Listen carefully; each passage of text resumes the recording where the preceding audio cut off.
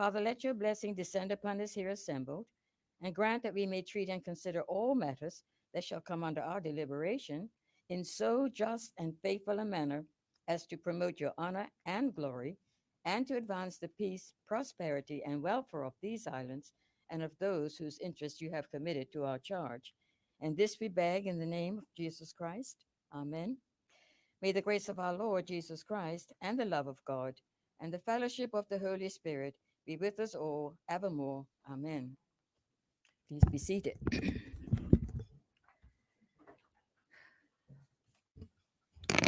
Item number 2, the confirmation of minutes of 3rd of July and the 17th of July. Senator John White, you have the floor.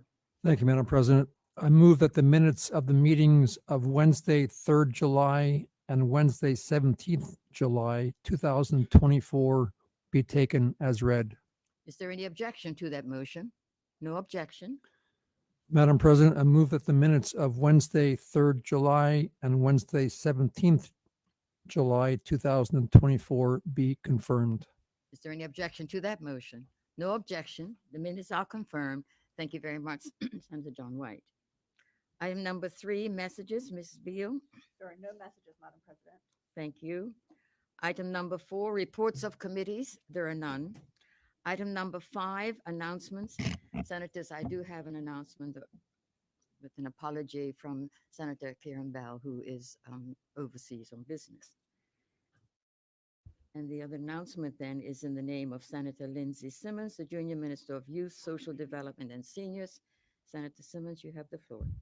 Thank you, Madam President. Madam President, I hereby present for the information of Senate the Human Rights Commission 2023 Annual Report. Senators may access copies of the report on their tablets and or the Parliament website. Thank you, Madam President. Thank you, Senator Simmons. Item number 6, notices of motion. We have one notice this morning, and that's in the name of Senator Ariana Hudson, the Junior Minister of Finance. Senator Hudson, you have the floor. Thank you, Madam President, and good morning. Good morning. Madam President, I hereby present for the consideration of Senate the Contributory Pensions Amendment of Benefits Order 2024, proposed to be made by the Minister of Finance in exercise of the powers conferred by Section 37 of the Contributory Pensions Act 1970, and I give notice that at the next day of meeting, I will move that the said draft order be approved. Thank you, Senator Hudson. Item number 7, petitions. There are none.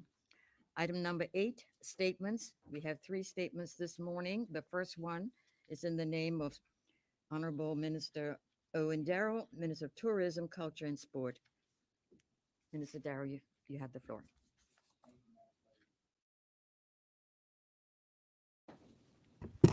Thank you, Madam President. Good morning. Good morning. The title of my statement this morning, Madam President, will be Building a Better Bermuda by Promoting Cultural Heritage, Tourism Development, and Sporting Excellence. Madam President, the Ministry of Tourism, Culture, and Sport is the steward of Bermuda's cultural heritage and leads in advancing amateur sport and developing policies for tourism. Our job is to celebrate and preserve our culture and heritage and support programs for athletes, artists, and tourism-based activities. Madam President, we recognize that the importance of programs designed to assist in the development of our young people. Youth was a part of this ministry for many years, and during that time, we developed many initiatives to support their growth and well-being. Madam President, over the past several years, the following initiatives and programs to support the development of young people are as follows. The National Youth Policy from 2021 to 2026 was launched. It provides a strategic framework for addressing the needs and aspirations of young people aged 10 to 29, with a focus on 6 priority areas: education and training, health and well-being, civic participation, employment and entrepreneurship, culture and identity, and safety and protection. The Youth Entrepreneurship Initiative was designed to offer training, mentorship, and funding opportunities for young entrepreneurs who aspire to start and grow a business of their own. The Youth Parliament, which gives young people a platform to debate and discuss issues of national and global importance, as well as to develop their leadership and communication skills. A project, Madam President, which you know, is particularly close to my heart, as I served as the senior advisor to the Youth Parliament for over a decade. The Youth Community Action Program encourages young people to get involved in community service and social action projects that address local challenges and contribute to a positive social change and builds individual character. Madam President, the future continues to look promising for our young Bermudians. The ministry has plans to establish a National Youth Council, which will serve as representative and advisory body for young people and facilitate their participation in decision-making. Launch a youth innovation challenge that will invite young people to submit innovative solutions to address social and environmental issues in Bermuda wherever possible, to determine how artificial intelligence and other technological advancements can promote their ideas. Expand the Youth Innovation Entrepreneurship Initiative to include more sectors and industries such as technology, tourism, and the green economy. Strengthening the Youth Parliament by providing more training and resources for the member and increasing their engagement with government and other stakeholders, and enhancing the Youth Arts and Culture Program by creating more opportunities for young artists and cultural practitioners to showcase their talents and access international networks and markets. Madam President, the ministry values the rich and diverse cultural heritage of Bermuda and its role in shaping the island's identity in the global landscape. Our various initiatives and programs available over the past several years offered to an expansion of themes aimed to socialize the community in a positive way. Here are a few examples worth mentioning. The National Cultural Heritage Policy, which was launched in 2021 as a groundbreaking government policy aimed at safeguarding the tangible and intangible heritage of Bermuda, such as historic buildings, monuments, landscapes, traditions, language, arts, and crafts. The Creatives.bm catalog, launched in 2019 as an online hub showcasing Bermuda's vibrant creative community, both locally and overseas, including musicians, visual artists, writers, filmmakers, and designers. The International Gombe Festival weekend continues to flourish after its official launch in 2017. The iconic folk dance and its connections to their other traditions of the African diaspora featured local and international performers, workshops, lectures, and exhibitions.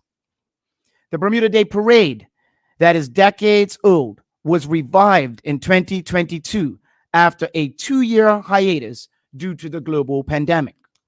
The support of this annual activity continues to be impressive and demonstrates the resilience and spirit of our community, Madam President.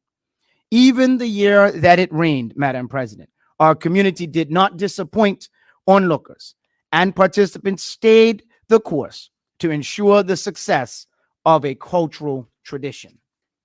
Plans to broaden the scope of the ministry's cultural initiatives, Madam President, include, but are not limited to, the implementation of the National Cultural Heritage Policy that involves developing legislation, regulations, standards, and guidelines for protection and management of cultural heritage, as well as establishing a National Heritage Council and a National Heritage Fund.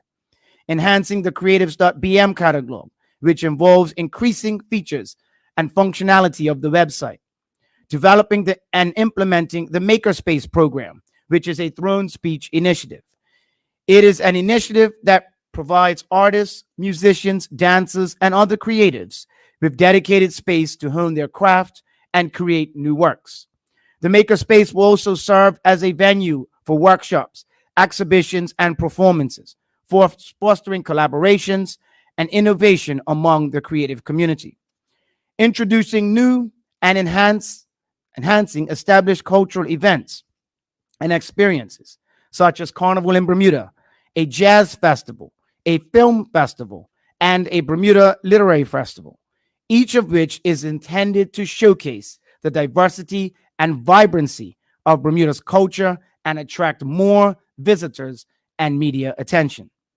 Madam President, the ministry proudly recognizes the importance of sport for promoting physical health, fostering community spirit, and enhancing national pride.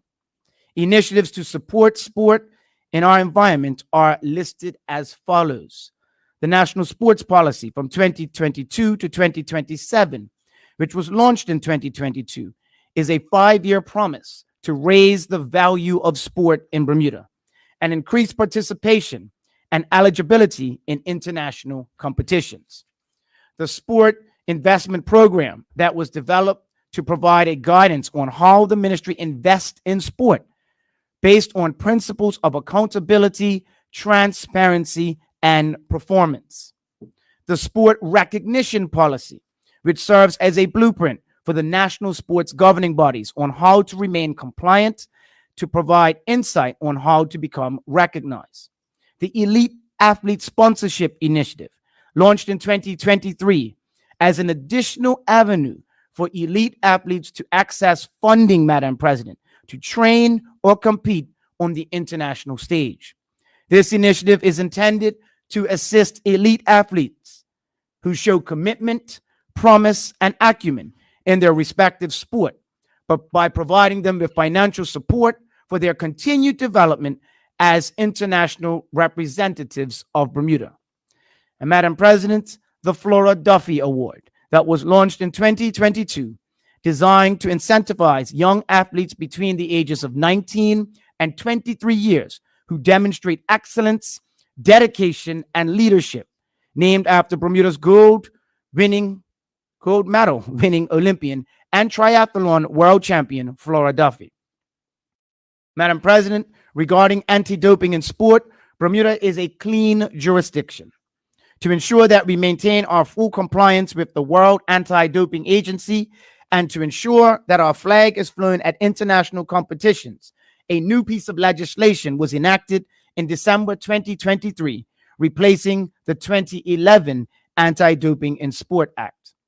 Madam President, as previously mentioned, the future of sport remains promising for our athletes, and it is this ministry's intent to support them wherever and whenever possible. The initiatives that I just mentioned will continue or be further enhanced, Madam President, to promote success. Madam President, the Ministry of Tourism, Culture, and Sport is proud of the achievements and progress made over the past 7 years. This statement only touches the surface, Madam President. As we navigate through some continued challenges and opportunities ahead, we are committed to working with partners and stakeholders to continue building a better Bermuda by promoting sustainable initiatives and programs through cultural expression, sports participation, and tourism enhancements. Thank you, Madam President. Thank you, Minister Darrell. The second statement is in the name of beg your pardon, Dr. Emily Gayo Dill. Thank you, Madam President. I will speak about building a secure and safe community together. Madam President, the recent tragic occurrence of a number of violent deaths have rocked the island to its core. Questions arise as to what, if anything, is being done to prevent violence and the senseless loss of life. There are those who would say that nothing is being done. However, thankfully, there are those of us who know the facts of the matter and stand ready to outline the programs, policies, and legislation designed to ensure the security and safety of the community. Madam President, the Ministry of National Security's Gang Violence Reduction Team, or the GVRT, was established in 2017 with Pastor Leroy Bean as the coordinator. The GVRT, comprising of 4 dedicated members, focuses on reducing gang violence and antisocial behavior in Bermuda. They have implemented a coordinated crisis response team that provides immediate and post incident support to families, relatives, and witnesses of violent incidents. This vital work mitigates the impact of violence in our community, ensuring that those affected receive timely assistance and access to necessary resources. The behind the scenes efforts, often unseen by the wider community, help families navigate the aftermath of violent incidents and, in some cases, have prevented escalation or retaliation. Madam President, significant progress is being made. The GVRT's Redemption Program and Youth Work Placement and Mentoring Initiative have been operational for 5 years. Over 150 young men between 50 and 30 years of age have completed the program, which provides paid employment opportunities, educational support, and skills development to benefit participants in their future careers. The GVRT also delivers programs in schools that focus on outreach, incident management, and personalized support to students. Madam President, lives have been saved since the introduction of roadside sobriety checkpoints in 2018. Due to these checkpoints, several drivers have been arrested while under the influence of alcohol. Countless others made the decision to seek alternative transportation rather than run the risk of being caught at a checkpoint. This year, the government has supported an upgrade to the Bermuda Police Service's CCTV network. The upgrade project will be completed by this fall.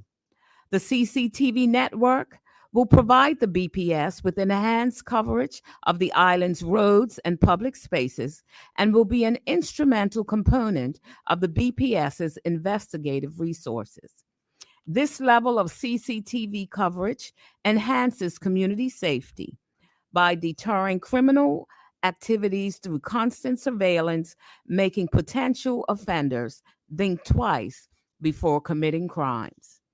Additionally, when crimes are committed, it aids in the swift identification and apprehension of suspects. Madam President, in January 2022, the Department of Corrections welcomed its first female commissioner, Mrs. Kiva Joe Benjamin, who continues to lead corrections in its mission to empower inmates to be responsible and productive citizens. This government has allocated funding for the improvement of computer labs at the corrections facilities, which have provided inmates with opportunities to gain access to online educational and technological programs. Inmates who are seeking employment as part of their discharge planning can now be given a monitored personal email address, allowing them to communicate with potential employers. Madam President, this government has approved the transition of the Substance Abuse Recovery Program, the Right Living House, from overseas management to the Department of Corrections. The transition was completed in July 2024 and will provide stability for the residents and more permanent employment opportunities for Bermudians. Overall, the inmates that participate in this program continue to benefit tremendously, both while incarcerated and post-release by way of the aftercare component of the program. Madam President, the Customs Department monitors and controls the cross-border movement of people and goods. Through partnerships with the BPS, the Customs Department works to interdict contraband items and illicit substances into and out of Bermuda. Since 2018, the Customs Department has actioned approximately 2,000 seizures of goods. In the same time period, Customs has intercepted 8 shipments that contained firearm components, ammunition, spent ammunition, or pepper spray. Their diligent work is boosting community safety and security. Madam President, to support the Customs Department, the government allocated funds for the relocation and refurbishment of several of the customs facilities, including the cargo terminal and the yachting facility. A recent upgrade of the department's X-ray equipment has enhanced the department's ability to scan containers and shipments to ensure that dangerous weapons do not enter Bermuda. The public will note that the Customs Automated Processing System, or CAPS, along with upgrades to the department's IT infrastructure, have made declaring and processing shipments through customs less onerous and time consuming. Madam President, this government was innovative in keeping the airport open when the requirements for airport rescue firefighting services were amended as a result of an audit of Skyport in 2022. The urgent need for airport rescue certified firefighters was initially met through a contract with a Canadian company to provide overseas firefighters. The BFRS recruited and trained 34 firefighters to replace the overseas contingent. Madam President, this was no easy feat. The recruitment required the government to reallocate funds to cover the salaries of the new firefighters. The new firefighters were then put through intense and expedited training to ensure their readiness for service before the contract with the Canadian company expired. The government is pleased that the Airport Operations Division of the BFRS is now manned by a full complement of Bermudian certified airport rescue firefighters.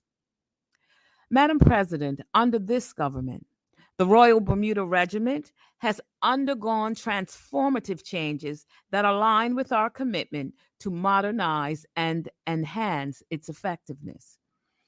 As outlined in our 2017 party platform and reiterated in the subsequent throne speech, we pledged to end conscription, a promise that was fulfilled with the enactment of the Defense Amendment Act 2018 in July.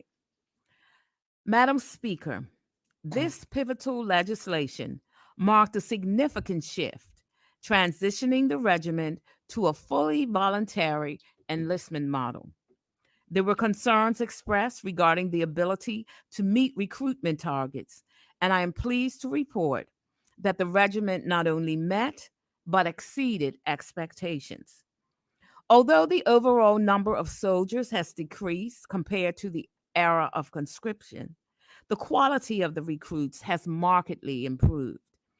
The voluntary enlistment has contributed to a more dedicated and skilled personnel base. Soldiers are trained to be multi-skilled, enhancing the regiment's operational effectiveness. Importantly, the voluntary model has also resulted in a higher retention rate, as soldiers who choose to serve demonstrate a stronger commitment and longer tenure compared to those conscripted. Madam Speaker, this evolution reflects our government's strategic vision for a modernized and capable defense force, and the positive outcomes achieved thus far validate the success of this significant policy shift. Madam President, in February 2020, the regiment's Coast Guard unit was established. The Coast Guard initially worked with the Marine Police to bolster inshore patrol capabilities during the busy summer boating season. The Coast Guard has since evolved into the sole agency with responsibility for maritime security in Bermuda.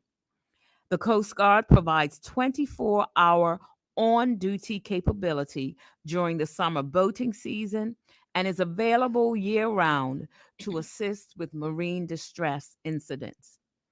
The ongoing evolution of the Coast Guard will create expanded opportunities for young Bermudians and promote skills development in the area of marine security.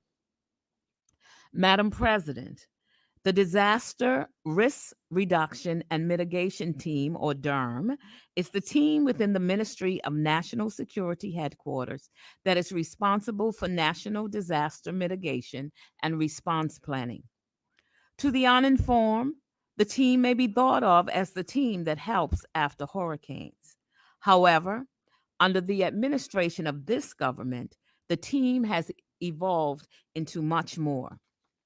Madam President, the Disaster Risk Reduction and Mitigation Team fosters relationships with other government agencies and external stakeholders to ensure that Bermuda is prepared to respond to a large-scale disaster. The team has facilitated stakeholders' engagement in several areas, including multi-agency preparedness, cruise ship and port disaster planning exercises, food security planning, evacuation planning, search and rescue operations, and the safe transport and storage of chemicals. Madam President, since 2019, cybersecurity is within the portfolio of the Ministry of National Security. The Ministry of National Security has developed a comprehensive set of information system security policies and a risk management program in alignment with industry standards.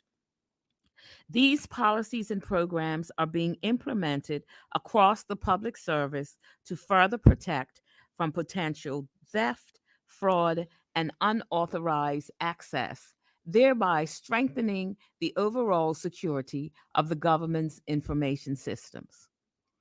Madam President, in August 2022, the Cabinet approved a cybersecurity unit inclusive of a national cybersecurity incident response team. The cybersecurity unit underwent a national cyber risk assessment by the UK Home Office in November 2022, which highlighted Bermuda's strengths and weaknesses in the cybersecurity space.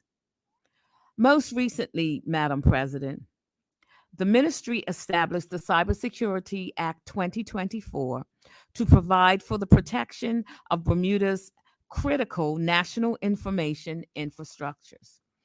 Additionally, the Computer Misuse Act 2024 was repealed and replaced the 1996 Act in order to align Bermuda with the requirements of the Budapest Convention on Cybercrime.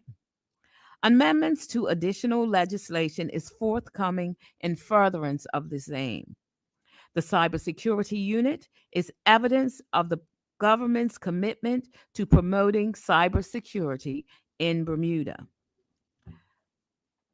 particularly of the government and other critical national information infrastructure. The unit is now a legislative body that will continue its work to prevent, prepare for, and respond to cyber incidents in Bermuda. Madam President, the initiatives, policies, and programs of the Ministry of National Security and its departments are representative of the ministry's aim of keeping Bermuda safe. The public can rest assured that this government will continue to direct resources towards programs and policies that improve the lives of Bermudians. Thank you, Madam President. Thank you, Senator Enrique O'Dill. And Senators, before I move on to the final statement, the third statement, I would just like to welcome and acknowledge the presence of Lieutenant Colonel, the Honorable David Birch, the Minister of Public Works. Welcome to you, sir. The final statement then is in the name of Senator Ariana Hudson, the Junior Minister for Finance. Senator Hudson, you have the floor. Thank you, Madam President. Madam President, I speak in this Honorable Senate this morning to announce another step forward in our commitment to our seniors. Last week, Cabinet approved to increase the contributory pension benefits by 2.4%, effective from August 16, 2024. This decision is a testament to this government's commitment to supporting our seniors and the disabled, helping to ensure their standard of living is protected. Earlier today, I tabled the Contributory Pensions Amendment of Benefits Order 2024, which will give effect to this increase. Of course, the government will invite senators to take up this motion when we return after the summer recess. Madam President, our seniors have dedicated their lives to building our society, nurturing our families, and contributing to our communities. And as a government, we have taken on the responsibility of ensuring they live their golden years with dignity, security, and respect. In our 2017 election platform, we pledged to institute annual cost of living increases for social insurance pensions that would be linked to the rate of inflation. And I'm here to once again say, promise made, promise kept. This year, the increase of 2.4% is based on the cost of living changes from September 2022 to August 2023. This adjustment follows the 4.1% increase implemented in 2023, which reflected the economic realities of that period. Madam President, it is important to highlight that this increase in benefits comes without a corresponding increase in contributions. The Ministry of Finance conducted a thorough review and considered several options, ultimately deciding that an increase in contributions at this time would place an undue burden on low-wage workers, reducing their take-home pay at a time when the cost of living must be considered with all decisions made by this government. While the government continues to consult on changes to social insurance contributions, contribution rates will remain the same for this upcoming year. Madam President, our seniors deserve nothing less than our full support.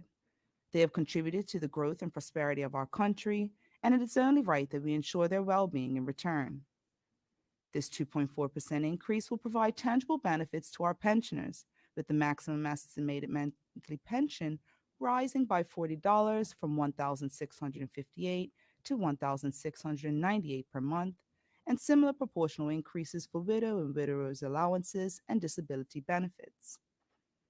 Madam President, in closing, I want to emphasize this government's unwavering dedication to our seniors. We have a proud history of fulfilling our commitments to them. We delivered on our pledge to enhance the prescription drug benefit under Future Care. We continue to provide more affordable housing options for our seniors. We expanded the home care benefit under Future Care as promised. We introduced a Charter of Rights and Responsibilities for Seniors. And today, Madam President, we are reaffirming our commitment by increasing social insurance benefits in line with the rate of inflation to support the seniors of Bermuda. Thank you, Madam President. And thank you, Senator Ariana Hudson, Junior Minister for Finance. Moving on with our orders of the day, our agenda. Item number 9, introduction of bills. There are none. Item number 10, the first reading of public bills. The following public bills have been received from the Honorable House of Assembly and are now read for the first time. Their titles are, respectively, Development and Planning Amendment Act 2024, Corporate Income Tax Agency Act 2024, Bermuda Hospitals Board Amendment Act 2024. And Senators, these will be taken up on our orders of the day later. Item number 11, the first reading of private bills. There are none. Item number 12, question and question period. Senators, we will now entertain questions on the statements that have been delivered this morning, and we will entertain questions on the first statement that was given by Minister Darrow, entitled Building a Better Bermuda by Promoting Cultural Heritage. Would any senator care to ask questions on this statement? Senator Dwayne Robinson, you have the floor. Thank you, Madam President, and good morning to my colleagues and to the listening public. Just a few brief questions. The National Youth Policy was mentioned in this statement, and I just wanted to get an update on what has been implemented from that National Youth Policy that we may not have heard in this particular statement. Also, just with a National Youth Council, I think is a pretty good idea. I just wanted to know what is the National Youth Council versus Youth Parliament, and will those two entities interchange? Will there be a connection between them, or would it somewhat duplicate things if you're improving and strengthening the Youth Parliament? Also, the Maker Studios were mentioned, and this was something that a lot of creatives were excited about. So I just wanted to hear whether or not that has actually begun, the construction and renovation necessary for those studios. Is that in progress? And if the minister could let us know when that may be estimated to begin, or if it has begun already. Also, when we spoke, the statement was titled Tourism Development. Well, it had part of the title of Tourism Development. So I was very interested to hear or look out for a possible update regarding the Fairmount Southampton, and whether or not the developers have reached out to the minister, and if he could give the public an update regarding that, because that's probably the largest amount of tourism beds, and it's tied to airlift and all of that. So if we're talking about tourism development, that's a massive piece that wasn't mentioned in this statement. So I just wanted to put those questions to the minister. Thank you. Thank you, Senator Robinson. Would any other senator care to ask questions on this statement? Senator Tucker, opposition leader in the Senate. Good morning, Madam President. Thank you. My question is very basic. I wanted to know about the youth parliament for the public. How does one get involved? I appreciate there may be information that goes out to the schools and what have you, but in particular, home schools may not get that type of information. So I just wondered how, for the public and myself, how do individuals get involved in participating in the youth parliament? Thank you, Madam President. Thank you, Senator Tucker. Would any other senator care to ask questions on this statement? Hearing none, then it's over to you, Minister, for your response. Thank you, Madam President. I thank Senator Robinson and Senator Tucker for those questions. I just want to clarify something, that this statement was speaking about all of the initiatives and policies that we had done over the last 7 years. And you recall that majority of those 7 years, youth came under the then Ministry of Youth, Culture and Sport. It has since which moved. So I cannot speak as to where these policies are going now. It was in here as what we started in the 7 years. So, but to speak on that, the National Youth Policy now lies with the Ministry of Youth, Social Development and Seniors.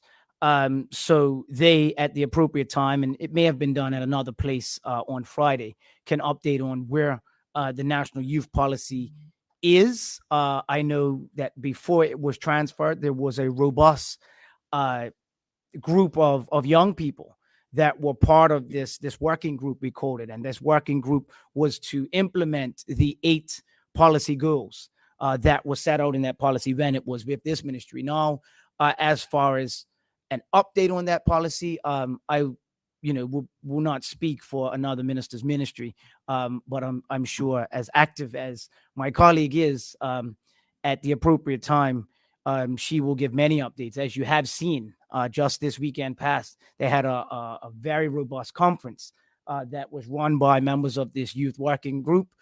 They had a presence at the county game, which I was able to stop by, and they were doing, chat and choose with different young people. So I can say, even though it has left my ministry, that this National Youth Policy is doing well. The goals are being completed, and I will leave, like I said, for my colleague in another place to update at the appropriate time. Also, the National Youth Council, same and similar story with that one. It was something that first came to our attention when I was the then minister responsible for youth. We went to London for the Commonwealth Youth Ministers Conference. We did take the chairman of the youth working group, Mr. Teo Wolf, a remarkable young man. We did take him to London. And, it was just a joy to see the networking that was done with all of the young people, that some of them aspire to be politicians later in life, and some of them don't. They just want to work and do what's best for young people. But that was something that the idea came from that visit to the youth ministers meeting. And I know a lot of times people like to make a meal out of the work that we go to do in other jurisdictions, but it is tangible results such as this that come back and we're able to implement them for the betterment of our society and our people. And to answer Senator Robinson's question directly, again, my ministerial colleague who sits another place will give a full update, maybe herself, maybe through the chairman of the youth working group, as to what work the youth council is doing and what they intend to do. I can speak to a throne speech initiative that came out of the Department of Culture, and that is Makerspaces. I'm happy to report that a location has been sought. I'm happy to report that renovations are ongoing. I'm happy to report that not only are we in progress, that we had someone in July who was ready to move in and become our first resident of the Makerspace. Unfortunately, their plans changed and the space was not needed. So it hasn't started yet, but it would have been ready to start in July. And as we renovate the spaces even further, we will be able to accommodate different pieces of, I guess, creatives. Creatives come in different ways, whether it be musicians, whether it be visual artists, the like. So we are definitely progressing with Makerspaces. And I am not going to announce the area right now. I don't think I've put it in the public domain yet. But some further cleanup is required. We will get into those details next month, and the full launch, and we'll have media around it, and I'm sure you will be invited to check it out, will be in September. So thank you for asking that question, so we can update the public on what we are doing in the area of Makerspaces to definitely show our creatives how much we value them. I mean, if you have Instagram, I know Senator Robinson has Instagram, along with Twitter and other social media platforms, but I'm sure that he goes on and can see the fine work that the creatives of Bermuda are doing. And I'm sure that he would also agree that this government is doing great work to highlight those creatives and support them going forward in the future. So I'm so happy you asked that question, Madam President, and I'm happy to highlight once again our creatives and what we are doing as a government to bring these Makerspaces to reality. And on the final question he asked regarding the topic of tourism development, although that does come under our ministry, a lot of time tourism development and specifically what he's asking about is different properties. A big piece of that is the financing that comes with it. And we would know that as much as I do like to do and get involved with in the community and help people, the area of finance is not my expertise. So a lot of the I's that are being dotted and the T's that are being crossed regarding this is held in a different ministry from a different minister, again, who sits in another place, and that will be finance. But it was not in this statement, but I know as the senator listens very carefully in this place, he would know that we have passed several TIOs lately, mainly aerial sands, mainly upgrades at Hamilton Princess, mainly upgrades at the Azura, and there's one that I'm missing, but there have been some updates. And one thing that I want to highlight, being he brought up that question about tourism development, is that we are going to be marketing more and making people aware of what else is involved in these tourism investment acts, namely attractions. And there are individuals that are providing attractions, tourist attractions that people can come to Bermuda and be a part of. And we would like to see more people be applying for those attractions so that they can get the relief that is available. I know there are many people that offer seasonal attractions. And so to answer his question, that's all part of tourism development. And we ask the senator to continue watching this space. And as tourism development does grow and get bigger and we see some shovels in the ground, I'm sure as he speaks about the passenger load on aircraft and more tourists. But also what was not mentioned in this statement is just the explosion of tourism, cruise ship visitors. And that also has an impact on our society and our economy. So thank you to the Senator Robinson for answering those questions. And Senator Tucker also asked a question about youth parliament, and while I will say once again that youth parliament does not, and youth no longer comes under this remit. It was mentioned in the statement, and I have, as everyone would know, most people would know, that I have extensive experience in youth parliament. I know that youth parliament is actually kind of run as a head by the House of Assembly. So if anyone is looking for information on youth parliament and how they can get their young person involved, there's two places that they can reach out to. They can reach out to the main line at the House of Assembly, and they will direct them to who the new advisor is now, or they can reach out to the Office of Youth Affairs, and they will also connect them. So there are the ways that you can get information and connect it to youth parliament. It's not just through the schools, but I thank Senator Tucker for reminding us and reminding the public of all of the things that we are doing socially to enhance the lives of young people and all people in Bermuda. Thank you, Madam President. Thank you, Minister Darrell. Having answered all the questions, we will move on then to the second statement that was given by Dr. Emily Gail Dill, Senator, and the Junior Minister for National Security and Transport, building a secure and safe community together. Would any senator care to ask questions on this statement? Senator DeCuto, Dr. DeCuto, you have the floor. Thank you, Madam President, and thank you for the statement. It referred to the review of the cybersecurity unit in late 2022. Would the junior minister be able to summarize the output of that review? And my second question would be, given the cyber attack that happened in late 2023, was there a further review of the unit and any outcomes that could be shared with us? Thank you, Madam President. Thank you, Senator DeCuto. Would any other senator care to ask a question on this statement? Senator Tucker, you have the floor. Thank you, Madam President. I would like to know, are all of the CCTV cameras that were to be installed in the phase one period, are they now all installed and operational? That's my first question. And then the second question is as it relates to corrections. So at the bottom of page 2, I want to know whether, in addition to the inmates having monitored personal email addresses, whether they still have access to inmate phones or PIN phones.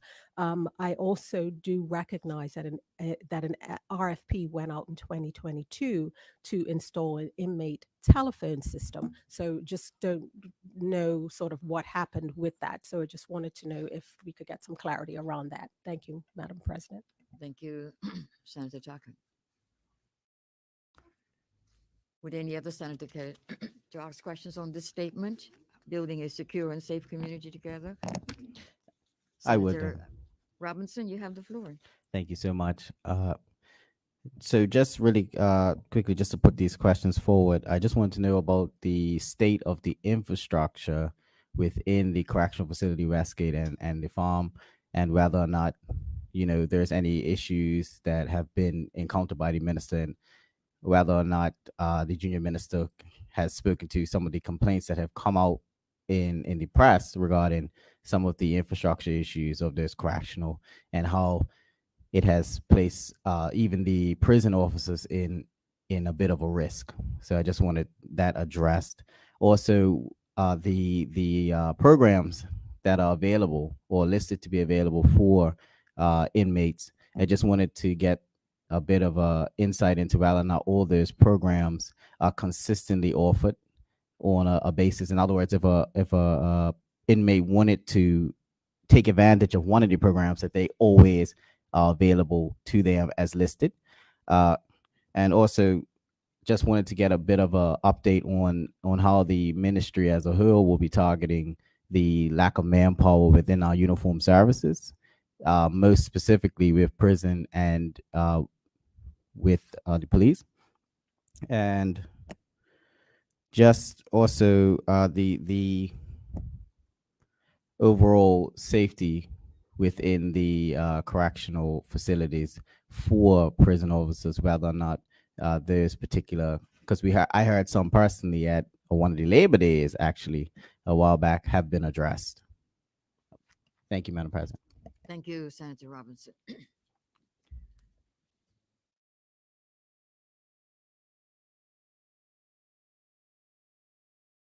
We will now give the junior minister an opportunity to obtain answers to those several questions.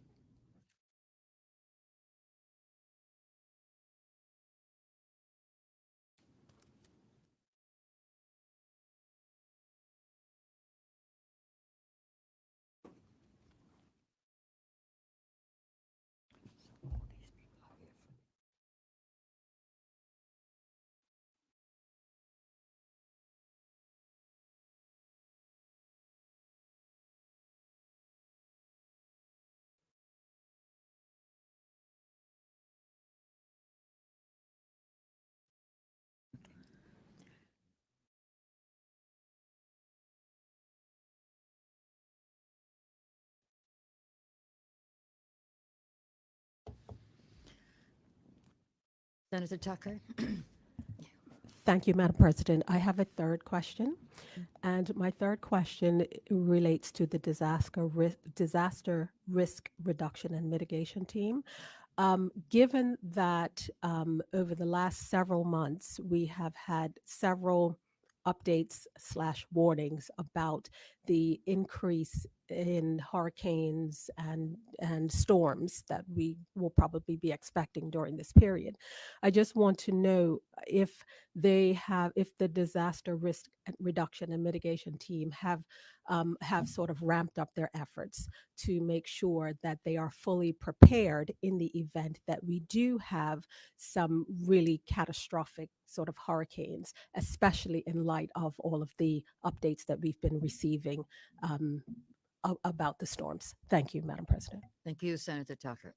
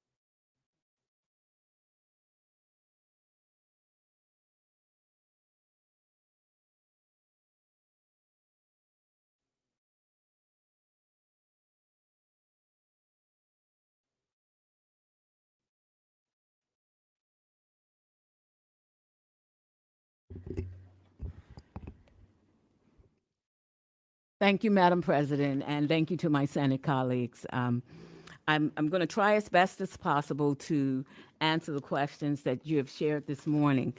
With regard to Senator Dr. DeCudo, with regard to the actual report, I do not have it on hand here. However, I can get that information to you. I believe that it has already been published in the public domain. However, if not, I will endeavor to get that to you as soon as possible. With regard to the CCTV cameras, to my knowledge, we are on schedule with regard to the installation of the cameras. And as this update has provided, we anticipate that it shall be completed by this fall.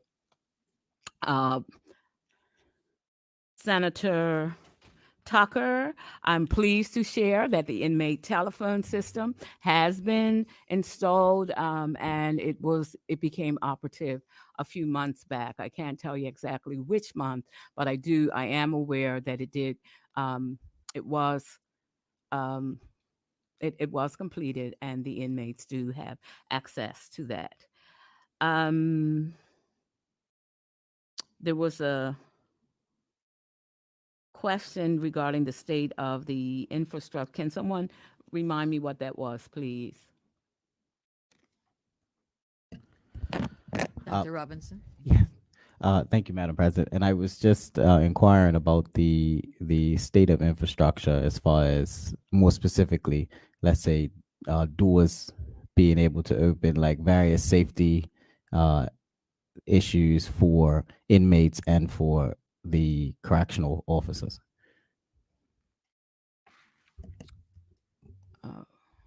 Okay. With regard to that question, as we are all aware that there are some areas of challenge that have to be addressed, and I can assure you that the ministry is actively addressing all of the issues that are being raised. We are working very hard to ensure that those that are incarcerated are indeed rehabilitated, and certainly doing everything that we can to ensure that they are also safe and healthy while they are in our care. I believe that that's the bulk of it. Did I miss something? Can someone please share? Ask if Senator Tucker, you want to clarify a question that was asked? Or yours a new?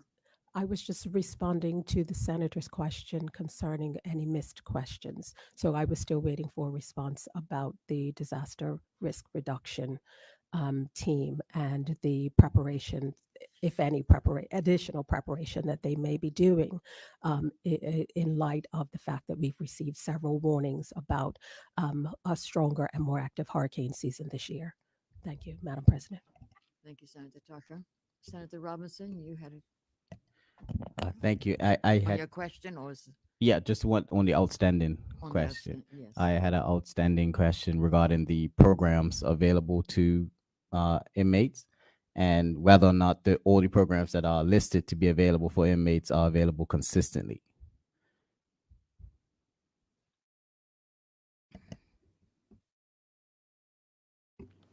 With regard to the DERM, I do know that the DERM team is working assiduously to ensure that we are fully prepared for the impending hurricane season. And I am not able to speak on to what the additional preparation consists of, but I can assure you that they are preparing and doing all that is required to ensure that we are safe. With regard to the question regarding the programs that are listed, all programs are being administered as best we can with the resources that we have, and they are constantly being reevaluated and basically trying our very best to ensure that we do what is necessary to ensure that those that are incarcerated are indeed rehabilitated and equipped so that they can transition back into our communities as productive citizens. And I'd like to share that we are especially grateful for the individuals who come from within the community to basically work with those that are incarcerated And there are every day you're hearing of new things that are happening. Just yesterday, I was listening to Mr. Glenn Fubler, who talked about how he and a group of other gentlemen go into the prisons on at least once a month in order to teach those that are incarcerated. And certainly as we think about our emancipation celebration that will be coming up next week, the importance of teaching these individuals our history so that they can learn from it and that they can utilize the information that they have in order to become more productive citizens. Thank you. Thank you, Senator Dill. Senator Tucker? Yes. Oh, she's May I- leaving. Oh, is she? Oh, I just wanted to ask a supplementary sort of a clarification. Senator Dill, would you take a supplementary question? Yes, and this is as it relates to the inmate telephone system. I would just like to know, I recognize that the email system is monitored, and I would expect that the telephone systems are monitored as well. I think we, over the years will have known that sometimes things happen where monitoring doesn't always work. So what I want to know is if the junior minister is able to give any assurances to the public that efforts are ramped up to ensure that inmates aren't able to contact victims, or that the inmate there is a different level of monitoring, or that it has been ramped up. And why that concerns me is because we know we don't have enough prison officers. So there could be things that fall through the cracks. So I just want to ask the junior minister if she can give any kind of assurance that lessons from the past have been learned and that victims can rest assured. Thank you, Madam President. Thank you, Senator Tucker. Thank you, Senator Tucker. I can assure you, because in actual fact, there are individuals that I communicate with, that we work with on a consistent basis. And how it actually works is that the way that the phone system is set up, there are only certain numbers that they are able to access.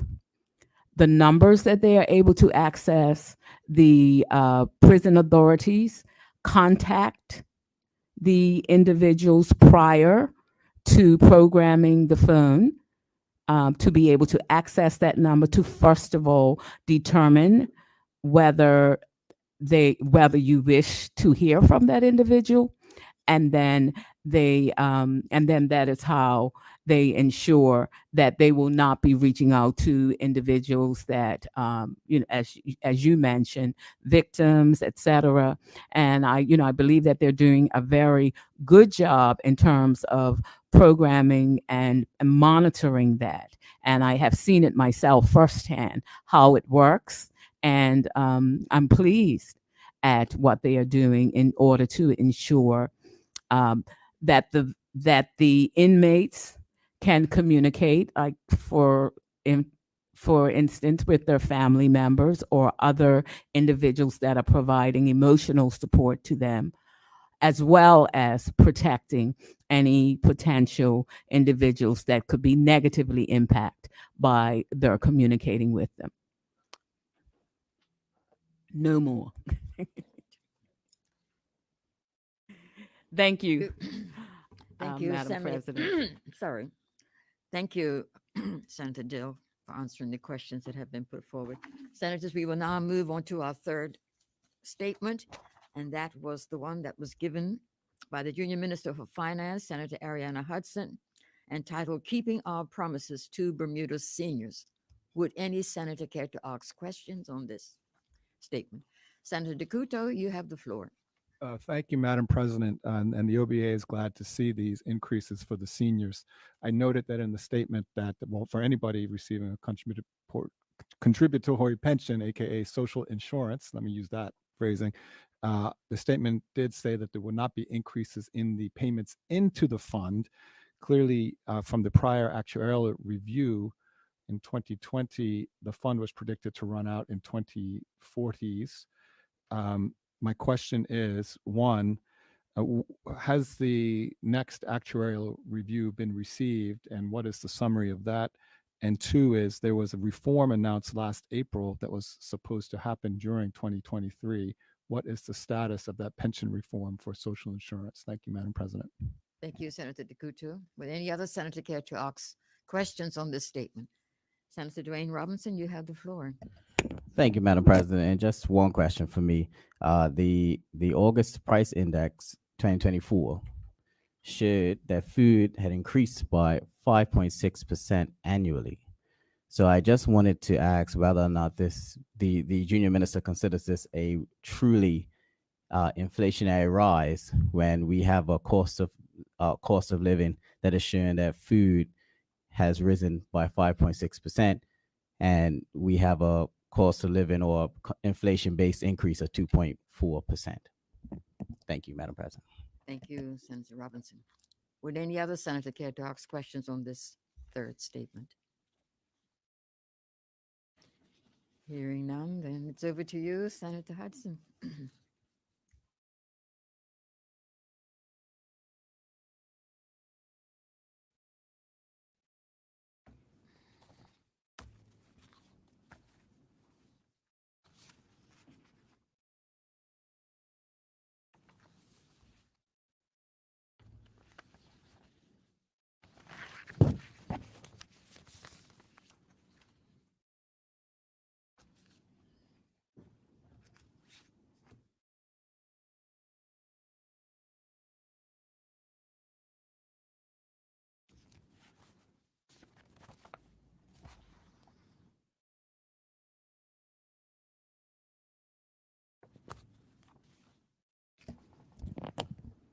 Madam President, sorry, just for clarity. I said August price index 2024. I meant 2023. Sorry, just for clarity. Thank you, Senator Robinson.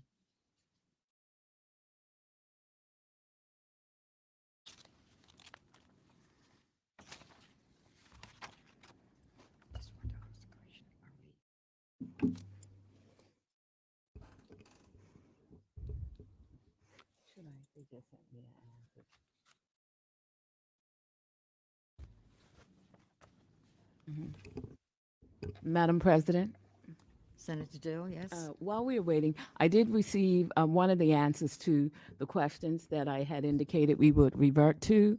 And I know we've moved on from those questions. Would you like for me to share that response now, or it's okay? Yes, you may. Opposition senators will probably be pleased. Okay. With regard to the inquiry regarding Durham or the disaster risk, the team has carried out its normal checks, and they have communicated with their stakeholders to ensure that they will have the resources and supplies to accommodate all needs. And the weather is monitored on a daily basis. Thank you. Thank you. I'm sure the opposition senators were pleased to get a response before we departed. While we're waiting for Senator Ariana Hudson to respond to the questions that were posed to her.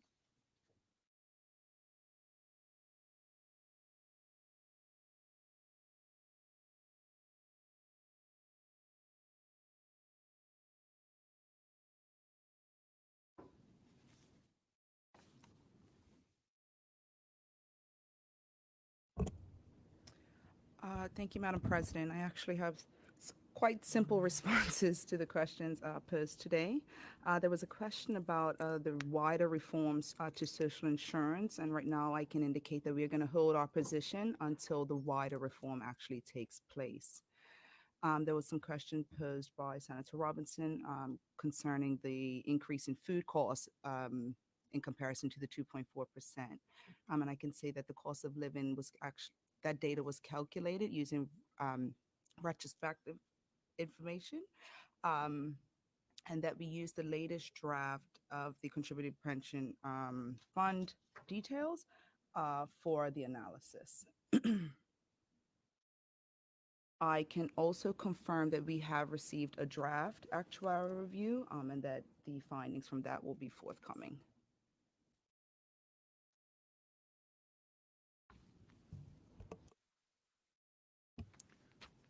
Madam President, may I ask a follow-up? Senator Decuto, yes, you may on. If You the asked. senators completed her answers, I wasn't sure. Yeah. Does the government have a date in mind for when it will release the intended reforms for social insurance and when it will release the actuarial review? Thank you.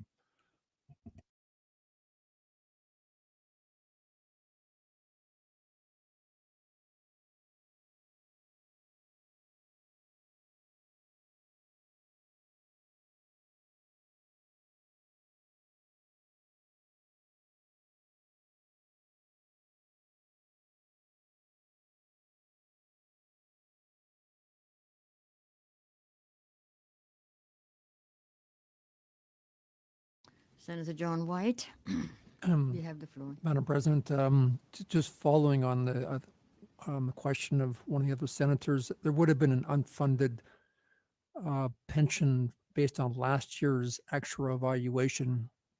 So even though we don't have anything current, I think that's a matter of public record, I believe. So I just ask if the senator could provide the unfunded pension liability in respect of the last actual report, because I think that would be a relevant figure for a listening audience to hear today.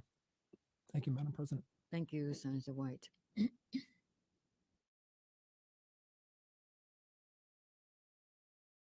I would also like to declare my conflict of interest in, as a senior citizen, I'm one of those recipients of the 2.4% increase. So I certainly appreciate the decision by the government. Thank you, Madam President.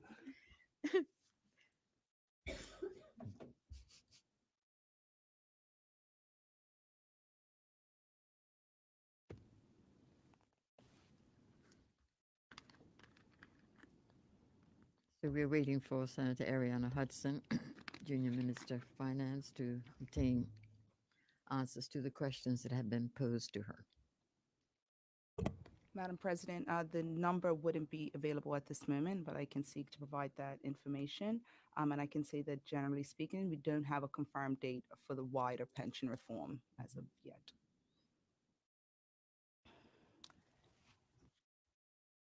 Those are your answers to all the questions that have been posed. Thank you, Senator Hudson, and thank you, senators. And just for the listening audience, I just wanted to advise that we're now going, we're now going to move on to the questions that have been forwarded prior to the sitting for answers today. And the parliamentary questions in order is that those posed by Senator Robin Tucker. Senator Tucker, would you like to read the questions that you posed for response today? Yes, thank you, Madam President. Would you prefer that I read one and then let a response come forward and then read the next, or just read them all three, one after the other? Read them one at a time, and Okay. we'll find out if the government senator wants to make a change in that. Okay, perfect. So my first question to Senator Simmons was, would the junior minister please provide the Senate with a breakdown of expenses incurred by the Center Against Abuse to explain the $400,000 government grant funding for the center received during the period of 2022-2023 financial year, when the amount originally budgeted was $150,000. Thank you, Madam President. Thank you, Senator Tucker. Thank you, Madam President. During the 2022-2023 financial year, the Center Against Abuse did not receive the $400,000 in government grant funding. Therefore, a breakdown of expenses incurred by the Center of Abuse for the $400,000 cannot be provided. This is an error in the budget book that is being investigated.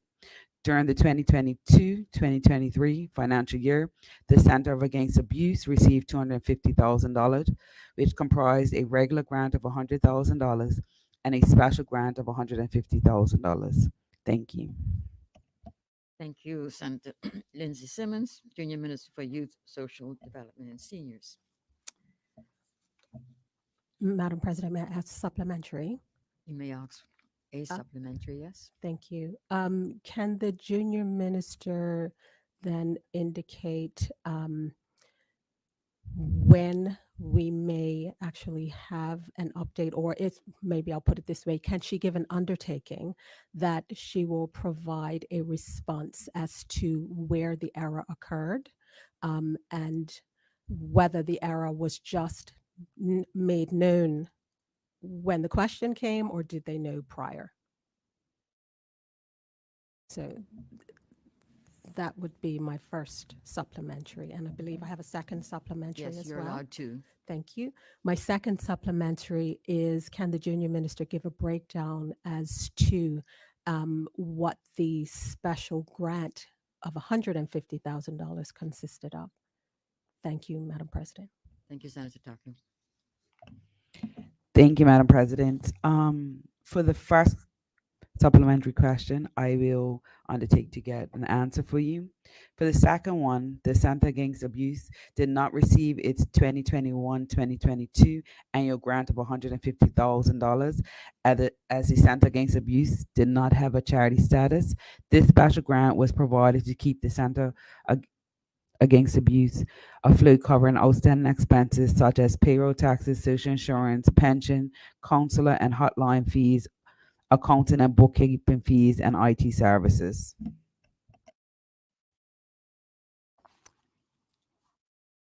Thank you, Senator Lindsay Simmons. I think there was an additional question.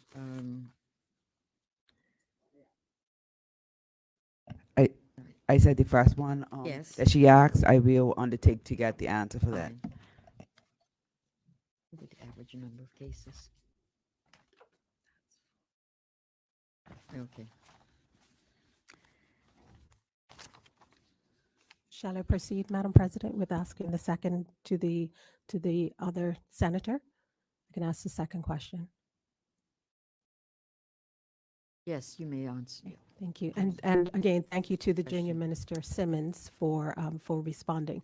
My second question was to Senator Reverend Dr. Emily Gail Dill, and that question was, during the speech from the throne in November 2020, it was announced that the Office of the Public Guardian would be established to provide independent services and support for seniors, children, and other vulnerable persons. Would the Junior Minister please provide the Senate with an update on the creation of this office? Thank you, Madam President. Thank you, Senator Tucker. Thank you, Madam President, and thank you, Senator Tucker, for your inquiry.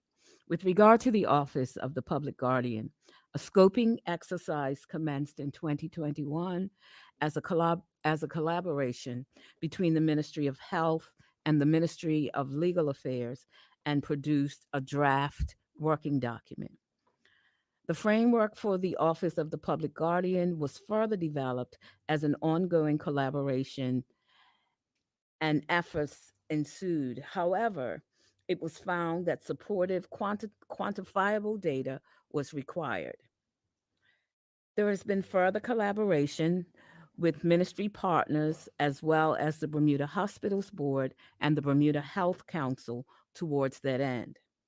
Recent collaborative work with the Ministry of Youth, Social Development, and Seniors, along with the relevant enhanced data collected and the augmented policy document, has resulted in a revised policy paper, which is being finalized for deliberation and approval by the Cabinet currently.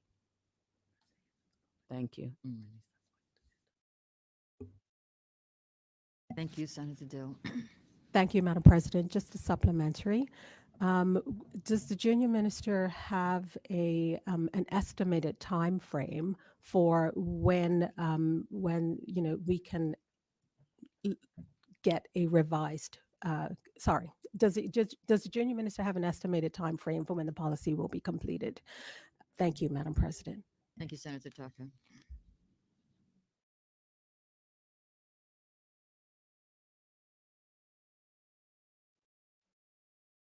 It actually should be completed within the month. Perfect. Okay, great. Thank you, Senator Dill, for your response. Senator Tucker, you did have a second question, and I will read and I will let you know my decision. Would the junior minister please provide the Senate with a breakdown of the total amount of funds paid to any government member of the legislature for work performed to establish the office of the public guardian for each calendar year from November 2020 to June 2024? I would like to advise yourself and all senators that this information has been in the public domain, and therefore I do not expect the junior minister to respond to this question. Moving on then to the next set of questions that. Excuse me, Madam President, may I just ask a question in response to your response, just for my own clarification? I have seen in the public space one individual, and I just wanted to know if there are others, or was it just one? The question is, I've made my decision. Okay. Thank you, Thank Madam you. President. Moving on then to the next set of questions for which senators asked for a response today. The next set of questions was presented to Senator Lindsey Simmons to provide oral responses to the following questions. And this is from Robinson, Senator Dwayne Robinson. Thank you, Madam President. Would you like to ask your first question? I know I have it here, but you can ask it. Yes, thank you. Would the junior minister please inform the Senate as to the total number of children who have used or currently utilize family preservation, residential treatment services, and counseling services of the Department of Child and Family Services over the last 5 years, ending on June 30th, 2024? Thank you, Senator Robinson. Thank you. Senator Simmons, when you're ready. Thank you. Over the last 5 years, from 2020 to the 30th of June 2024, the total number of children who have used family preservation: 2020, 265; 2021, 286; 2022, 232; 2023, 240; 2024, 200. The residential treatment services: 2020, 18; 2021, 20; 2022, 19; 2023, 16; 2024, 19. Counseling services: 2020, 83; 2021, 114; 2022, 105; 2023, 126; and 2024, 30. Thank you, Senator Lindsey Simmons. And your second question, Senator Robinson? And just for listening audience, these questions were posed, they were presented or asked a week ago and to be answered today. So they were presented, written questions were presented, and the senator has prepared answers, hopefully. Yes, thank You you. can ask the question just so that it is out in, I just have a supplemental for on the response. On the yes, just one regarding how many of the young folks were sent overseas for services. what is your My supplemental is how many of those young persons or children that utilize the counseling services were sent overseas for treatment.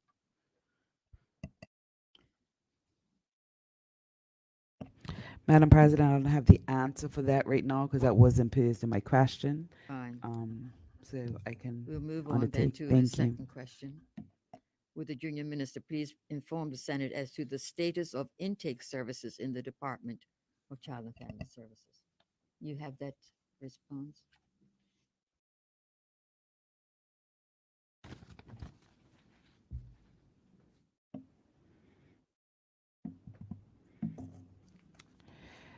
The status of the intake services in the Department of Child and Family Services continues to operate, and it operates within the required standard.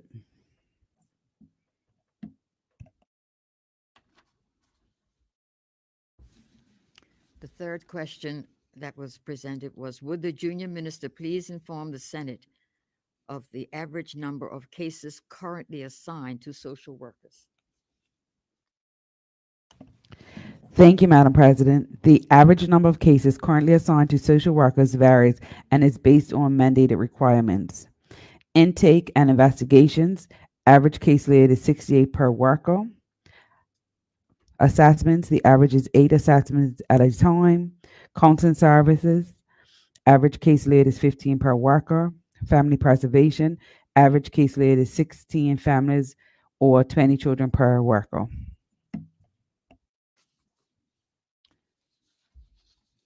Thank you, Senator Lindsay Simmons. Senators, we'll now move on to third set of questions, and these were presented to Senator Ariana Hudson to provide oral responses to these questions, and these questions were from Senator DeCuto. The first being, in November 2022, the Premier and Minister of Finance announced that a review of the Financial Policy Council would be completed and a full report finalized by April 2023. Would the junior minister please inform the Senate as to the conclusions printed in the report? Senator Hudson, do you have a response? Yes, Madam President. The Financial Policy Council Review Group issued a number of recommendations, which were focused on mandating and adding further clarification to the Financial Policy Council's mandate, the legal status, and that is reviewing costs and benefits of an FPC legislative footing. They looked at external management, membership, the FPC chair, and maintaining chairmanship with the Minister of Finance, the relationship with the Bermuda Fiscal Responsibility Panel, and strengthening that relationship. And I can also note that the Financial Policy Council is working through these recommendations with an updated draft memorandum of understanding scheduled to be reviewed at the July 25, 2024 meeting. Thank you. And you have a response for the second question. Would the junior minister please inform the Senate on all meeting dates for both the Financial Policy Council and the Financial Stability Committee over the past 24 months? Yes, Madam President. And so they've met a number of times over the past 24 months, dates which would include the 11th of April, 2024, the 6th of December, 2023, the 13th of July, 2023, both on the 13th and 20th of April in 2023, and then back in November of 2022 and August of 2022. And as I indicated just moments ago, we have another meeting scheduled for the 25th of July. Thank you. And the third and final question, would the junior minister please inform the Senate of the key recommendations of the Financial Policy Council and the Financial Stability Committee over the past 24 months? Yes, Madam President, I can share that over the past 24 months, the Council has provided advice to both the Minister of Finance and the Bermuda Monetary Authority on a number of key topics, which would include the key risks and opportunities regarding the Bermuda economy, with a focus on Bermuda's domestic and international financial sectors, as well as other significant developments in the insurance sector, developments in Bermuda's banking sector, regulation, and then the collaboration between the Financial Policy Council and the FRP, which will be the Fiscal Responsibility Panel.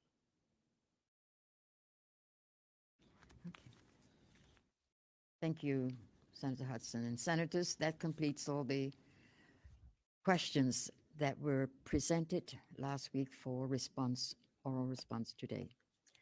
We will now move on to our orders of the day.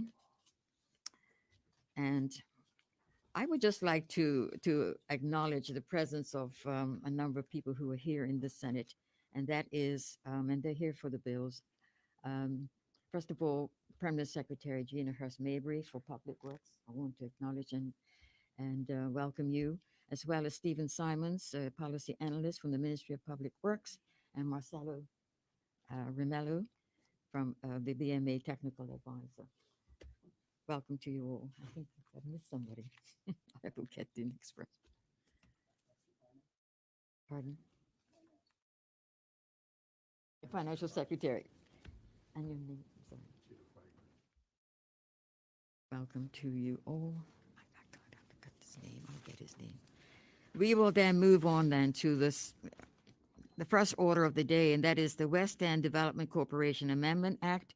And this is in the name of Senator Leslie Robinson, the Junior Minister of Public Works. Senator Robinson, when you're ready, you can present your bill. Thank you, Madam President. Madam President, I now move that the bill entitled the West End Development Corporation Amendment Act 2024 be read a second time. Is there any objection to that motion? No objection. Madam President, this bill seeks to provide the transfer of assets, liabilities, and functions of the Bermuda Land Development Company Limited to the West End Development Corporation to amend the West End Development Corporation Act 1982 in consequence of the transfer, including by renaming the corporation as the Bermuda Land Management Corporation, to repeal the Baselands Development Act 1996, and to make consequential transitional and related provisions. Madam President, in 2003, a report entitled Untangling Bermuda's Quangos, a review of Quangos in the Bermuda government, was produced by the then Government Central Policy Unit. This report covered a wide range of topics, including the establishment and governance of each Quango at the time, its existing relevance, feasibility, effectiveness, levels of accountability to government, expenditure, income, whether the work could be more effectively and more efficiently carried out within government proper or by some other means.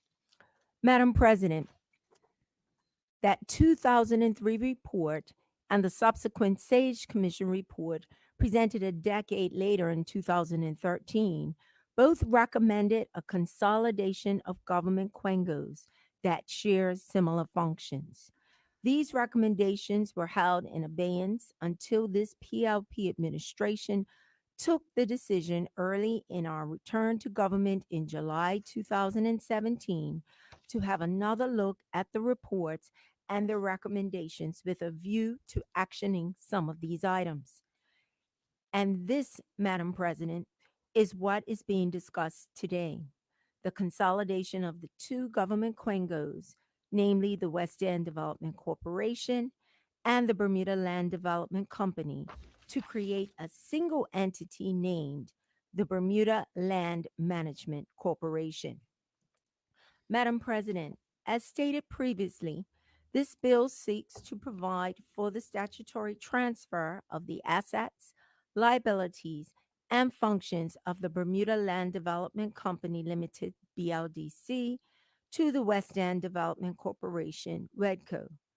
So while this is not a true merger, as defined by legal terms, because WEDCO is a statutory corporation and the BLDC is a company incorporated under the Companies Act, for the sake of simplicity, we have been referring to this initiative as an amalgamation and merger, and will continue to do so.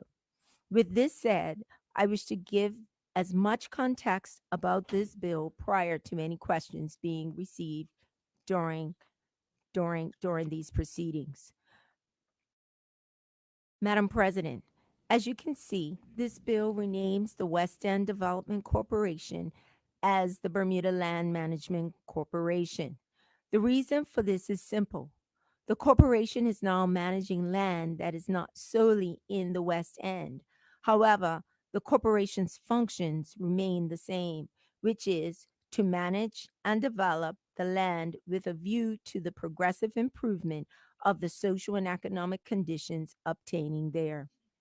Madam President, this bill does not amend the governance or the general management structure of the corporation, nor does it change the reporting and approval requirements of the legislature. For example, the tabling of the Corporation's annual report must still occur, and all land dispositions, such as leases for over 21 years, still require approval from the legislature. Madam President, there are no new powers given to the corporation based upon the functions of the soon-to-be dissolved BLDC as set out in the Baselands Development Act 1996, which will be repealed. One significant difference relating to the land holding is that BLDC holds a lease granted by government over the former baselands. This lease will be surrendered before the commencement of this bill, and the government's title to the land will be subject to a statutory vesting in the Bermuda Land Management Corporation to align with the rest of WEDCO's lands. The BLMC will be empowered to make a leasehold disposition of the land in the scheduled area, including the West End land as well as the former baselands, for a maximum term of 262 years. This is an increase from the maximum term of 120 years, in line with the Baselands Development Act. Madam President, resulting from this bill and relating to this topic, there is a change to the Companies Act 1981. Because of the increase in the maximum time for which the corporation may grant a disposition of land by way of a leasehold from 120 years to 262 years, if the BLMC wishes to grant a lease agreement to the maximum amount of time to a local company or an exempt company with a physical presence in Bermuda, the company could not take such a lease because of the current constraint in the Companies Act that only allows companies to lease land up to 50 years for the purpose of its business. Certain longer leases are permitted for hotel residences, tourist accommodation, and residential units in the economic empowerment zones. This change will allow a company with a physical presence in Bermuda to lease land up to 262 years if an agreement is made with the BLMC and subject to the sanction of the Minister of Finance. Such a lease would also be subject to the approval of the legislature under the Principal Act. The Registrar of Companies has been consulted and is in agreement. Madam President, another new power of the corporation relating to land is that it will not need to seek planning permission to subdivide property. Section 35B1 of the Development and Planning Act 1974 requires that planning permission is obtained for any subdivision of land.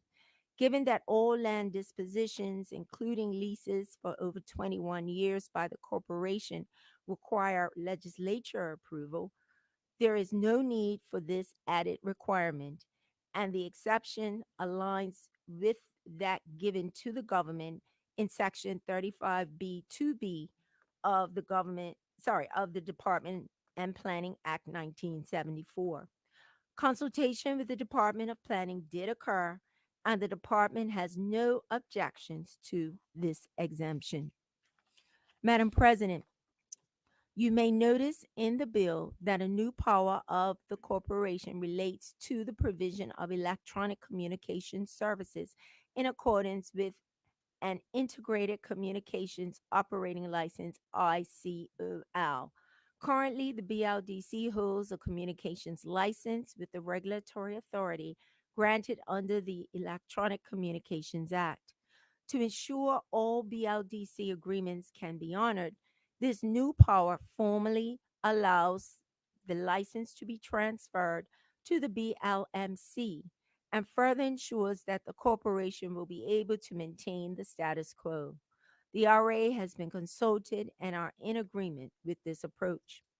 Madam President, most importantly, there will be no job losses resulting from this merger. Let me repeat, there will be no job losses resulting from this merger. Pre-merger and operating independently, WEDCO had a staff complement of 37 people and BLDC 28 persons. Today, as we move to combine the two entities, we'll have a total complement of 56 people, a reduction of 9 positions. I am pleased that during this transition, we were able to do so without any redundancies. The management worked with both unions and staff to form a new collective bargaining agreement, inclusive of reducing management positions and expansion of specific blue collar positions, primarily within the landscaping and custodian sections. Through the process of consolidation of roles, the first year savings were just over 600,000. This savings is a one-time savings. However, if the entities remained separate, it would have been an annual expense. As we move forward, the entity continues to see additional savings through software consolidation and one annual user fee, consolidation of required offices, which affords one office to be rented at Triton House, sharing of assets, both labor and equipment, reduction of electricity and telecom expenses. The objective is to continue to look at ways to reduce operating costs without adversely impacting services. Madam President, thanks must be given to our union partners, the Bermuda Public Service Union and the Bermuda Industrial Union, for being instrumental in ensuring that their members and our employees have moved forward with us by agreeing and implementing new union collective bargaining agreements. Madam President and Senate colleagues, this is the culmination of 6 years of hard work by this PLP administration. Many people did not believe that we would be here, but we are.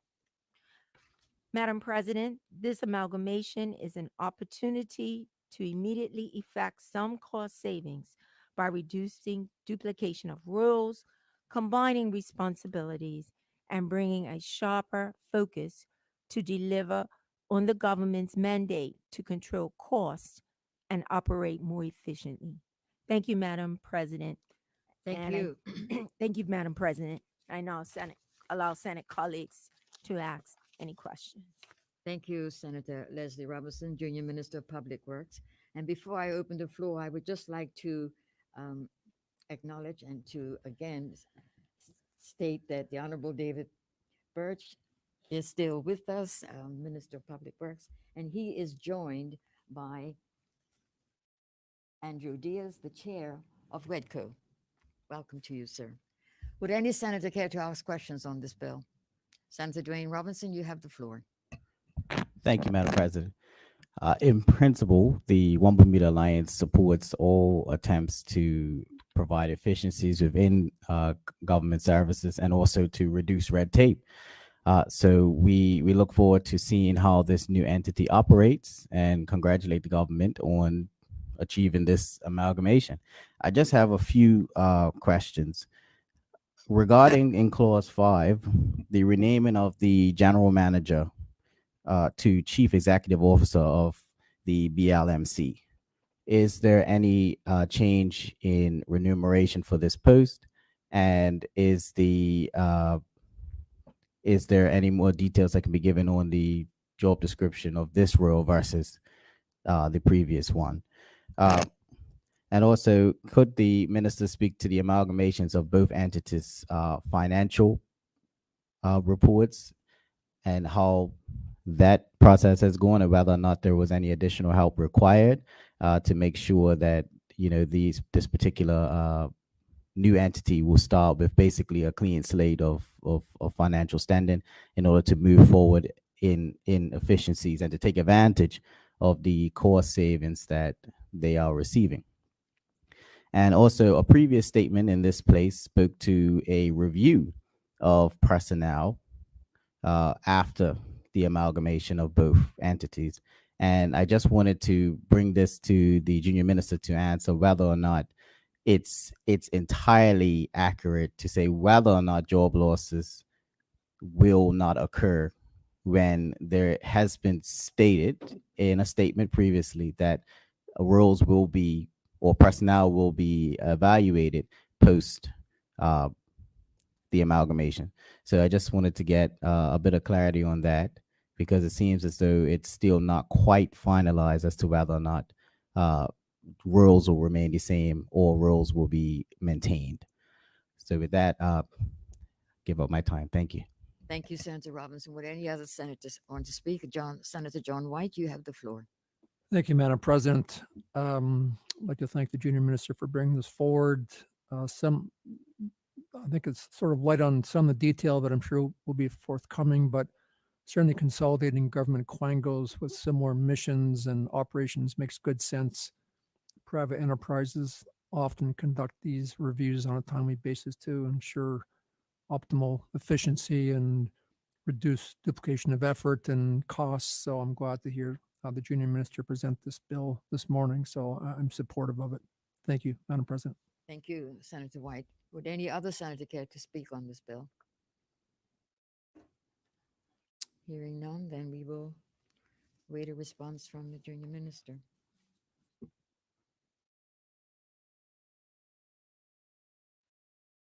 Madam President, with respect to the first question, the clause 5, change in money for CEO, no change in amount of the salary for the CEO. Number 2, the financial reports as for this year, they will be separate, but then going forward, they will be combined. Roles review, staffing reviews will occur upon retirement of current staff. And again, there will be no reductions in staff.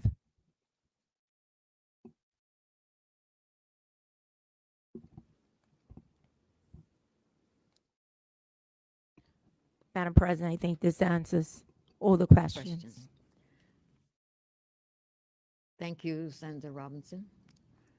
Hearing no other questions, I recommend that you pass your bill.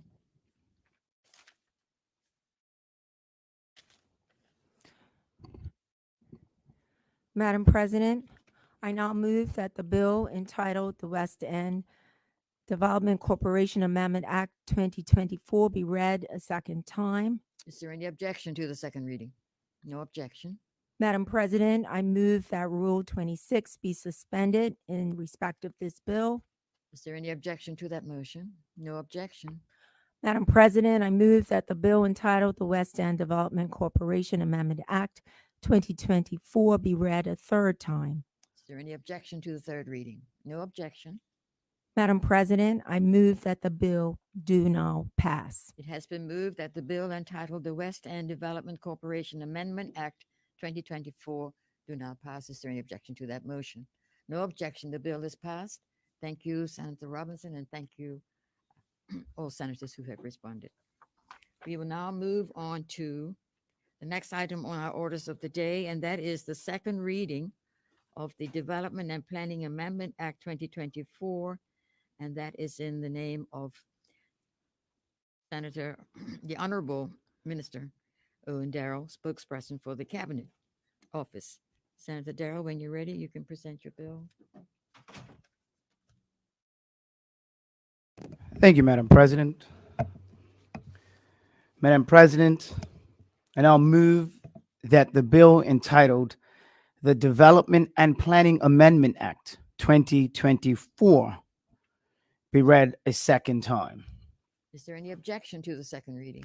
No objection. Thank you. Madam President, today I lay before the Senate the Development and Planning Amendment Act 2024 that essentially affords the Development Applications Board discretion to approve retroactive development applications that presently must be refused and considered by the minister via appeal. Madam President, this amendment underpins the acknowledgement that the government understands the frustrations that people experience when interacting with the Department of Planning, and that there is a clear recognition of the need for improvements to be made. In doing so, the government is desirous to improve procedures that will result in more efficient decision-making and overall unburden the process. Madam President, in 2018, amendments were made to the Act to provide stronger enforcement powers to address unauthorized development. These amendments introduced provisions for the Director of Planning to issue contravention notices and civil penalties and took away discretion from the board to approve retroactive planning applications. In particular, the 2018 amendments added Section 20, 2A, 2B, and 2C to the Act, which have effectively required the board to refuse in excess of 90% of retroactive planning applications. However, most of these cases fully conform to the processes of the relevant development plan. Madam President, these amendments originally intended to strengthen enforcement powers to address unauthorized development have resulted in added frustration for the public regarding planning process. We accept this and we are prepared to make the necessary changes. Madam President, it is agreed that a penalty should be applied to those who purposely disregard planning legislation. However, the current legislative framework equally punishes those who blatantly ignore planning legislation, as well as those who have carried out minor development without generally realizing planning permission was required. The current framework also places a significant burden on technical officers and the Development Applications Board in respect of the time taking to process such applications and the subsequent appeal. To address these concerns, the amendment seeks to return the decision-making authority to the Development Applications Board for retroactive applications. This would reduce the bureaucracy associated with the additional step for applicants having to appeal to refuse retroactive planning application to the minister responsible for planning, resulting in significant improvements in efficiency. Madam President, removing these measures through a further amendment will not dilute the department's powers to enforce unlawful development. The imposition of civil penalties run concurrently to a planning application process and effectively achieve the desired outcome of penalizing those who knowingly breach planning control, and further measures, such as enforcement notices, are available and to remedy harm which has been caused by unlawful development. Madam President, this proposed amendment to the Act represents the realization of one of the measures we promised: to continue the overarching aim of bringing greater efficiency to the Department of Planning's process and service delivery to the public. Thank you, Madam President. Thank you, Mr. Darrell. And before I open the floor to senators to respond to ask questions on this bill, I would just like to welcome and acknowledge the presence in the chamber of Mr. Paul McDowell from the Department of Planning. Welcome to you, sir. Would any senator care to speak on this bill? Senator Dwayne Robinson, you have the floor. Thank you, Madam President. And as stated in the One Bermuda Alliance's reply to the throne, we have called, and our leader had called for more reduction of red tape, more efficiency. So naturally, we support this endeavor for government to look to create a more efficient and streamlined process of planning. And we also want to just, well, I would like to get a bit of clarity as far as retroactive, because there have been some planning decisions that have caused a bit of a division within the community, and we've seen ministers step in and overrule those decisions. So just a bit of clarity as to going forward, how that particular dynamic will work. But otherwise than that, we fundamentally have no issues with this legislation, and we'll be monitoring its progress going forward. Thank you, Senator Dwayne Robinson. Would any other senator care to speak on the bill? Senator John White, you have the floor. Thank you, Madam President. My initial reading of the bill, wasn't favorable in that it seemed to be giving people the out for something that they should have done in the first place. But having heard the minister provide more clarity around the bill, I feel better about it now. So I support the bill. Thank you, Madam President. Thank you, Senator John White. Would any other senator care to speak on this bill? Hearing none. Senator, you have full support. Thank you, Madam President. Um, and I just want to make something clear, and I appreciate the question that did come from Senator Robinson from the opposition. However, just to make it clear that this amendment only affects retroactive planning applications, and there is no changes currently to the proposed appeals process. So I don't want us to get mixed up in what is an appeal of a controversial development, which I think the senator is referring to, and this, these planning applications, as was pointed out by Senator White. I think the brief was clear as to 90% of this stuff that is getting rejected is on minor technicalities, and we're still going to be punishing those that are blatantly flaunting the rules, and the appeals process is on a different spectrum of what we're talking about. So with that, Madam President, I think the amendment here is, I would say, a harmless one. It's left to you to pass your bill. Thank you, Madam Minister. President. I appreciate that. Madam President, I move that the bill entitled the Development and Planning Amendment Act 2024 be now read a second time. Is there any objection to the second reading? No objection. Madam President, I move that Standing Order 26 be suspended in respect to this bill. Is there any objection to that motion? No objection. Madam President, I do now move that the bill entitled the Development and Planning Amendment Act 2024 be now read a third time. Is there any objection to the third reading? No objection. Madam President, I move that the bill do now pass. It has been moved that the bill entitled Development and Planning Act 2024 do now pass. Is there any objection to that motion? No objection. The bill is passed. Thank you very much, Minister Darrow and senators. We'll now move on to the third item on our orders of the day, and that is the second reading of the Corporate Income Tax Agency Act 2024, and that's in the name of Senator Ariana Hudson, the Junior Minister for Finance. Senator Hudson, when you're ready, you can present your bill. Thank you, And Madam. just before you do, I would just like to acknowledge the presence of the Financial Secretary, Mr. Shidozi Ofega. Thank you very much, and welcome to you, sir. Senator Hudson, you can proceed. Yes, thank you, Madam President. Madam President, I move that the bill entitled the Corporate Income Tax Agency Act 2024 be now read a second time. Is there any objection to the second reading? No objection. Thank you, Madam President. Madam President, it is my distinct honor and privilege on behalf of the government to introduce the bill entitled the Corporate Income Tax Agency Act 2024. Madam President, the purpose of this bill is to establish a corporate body to be known as the Corporate Income Tax Agency to administer the Bermuda corporate income tax regime under the Corporate Income Tax Act 2023.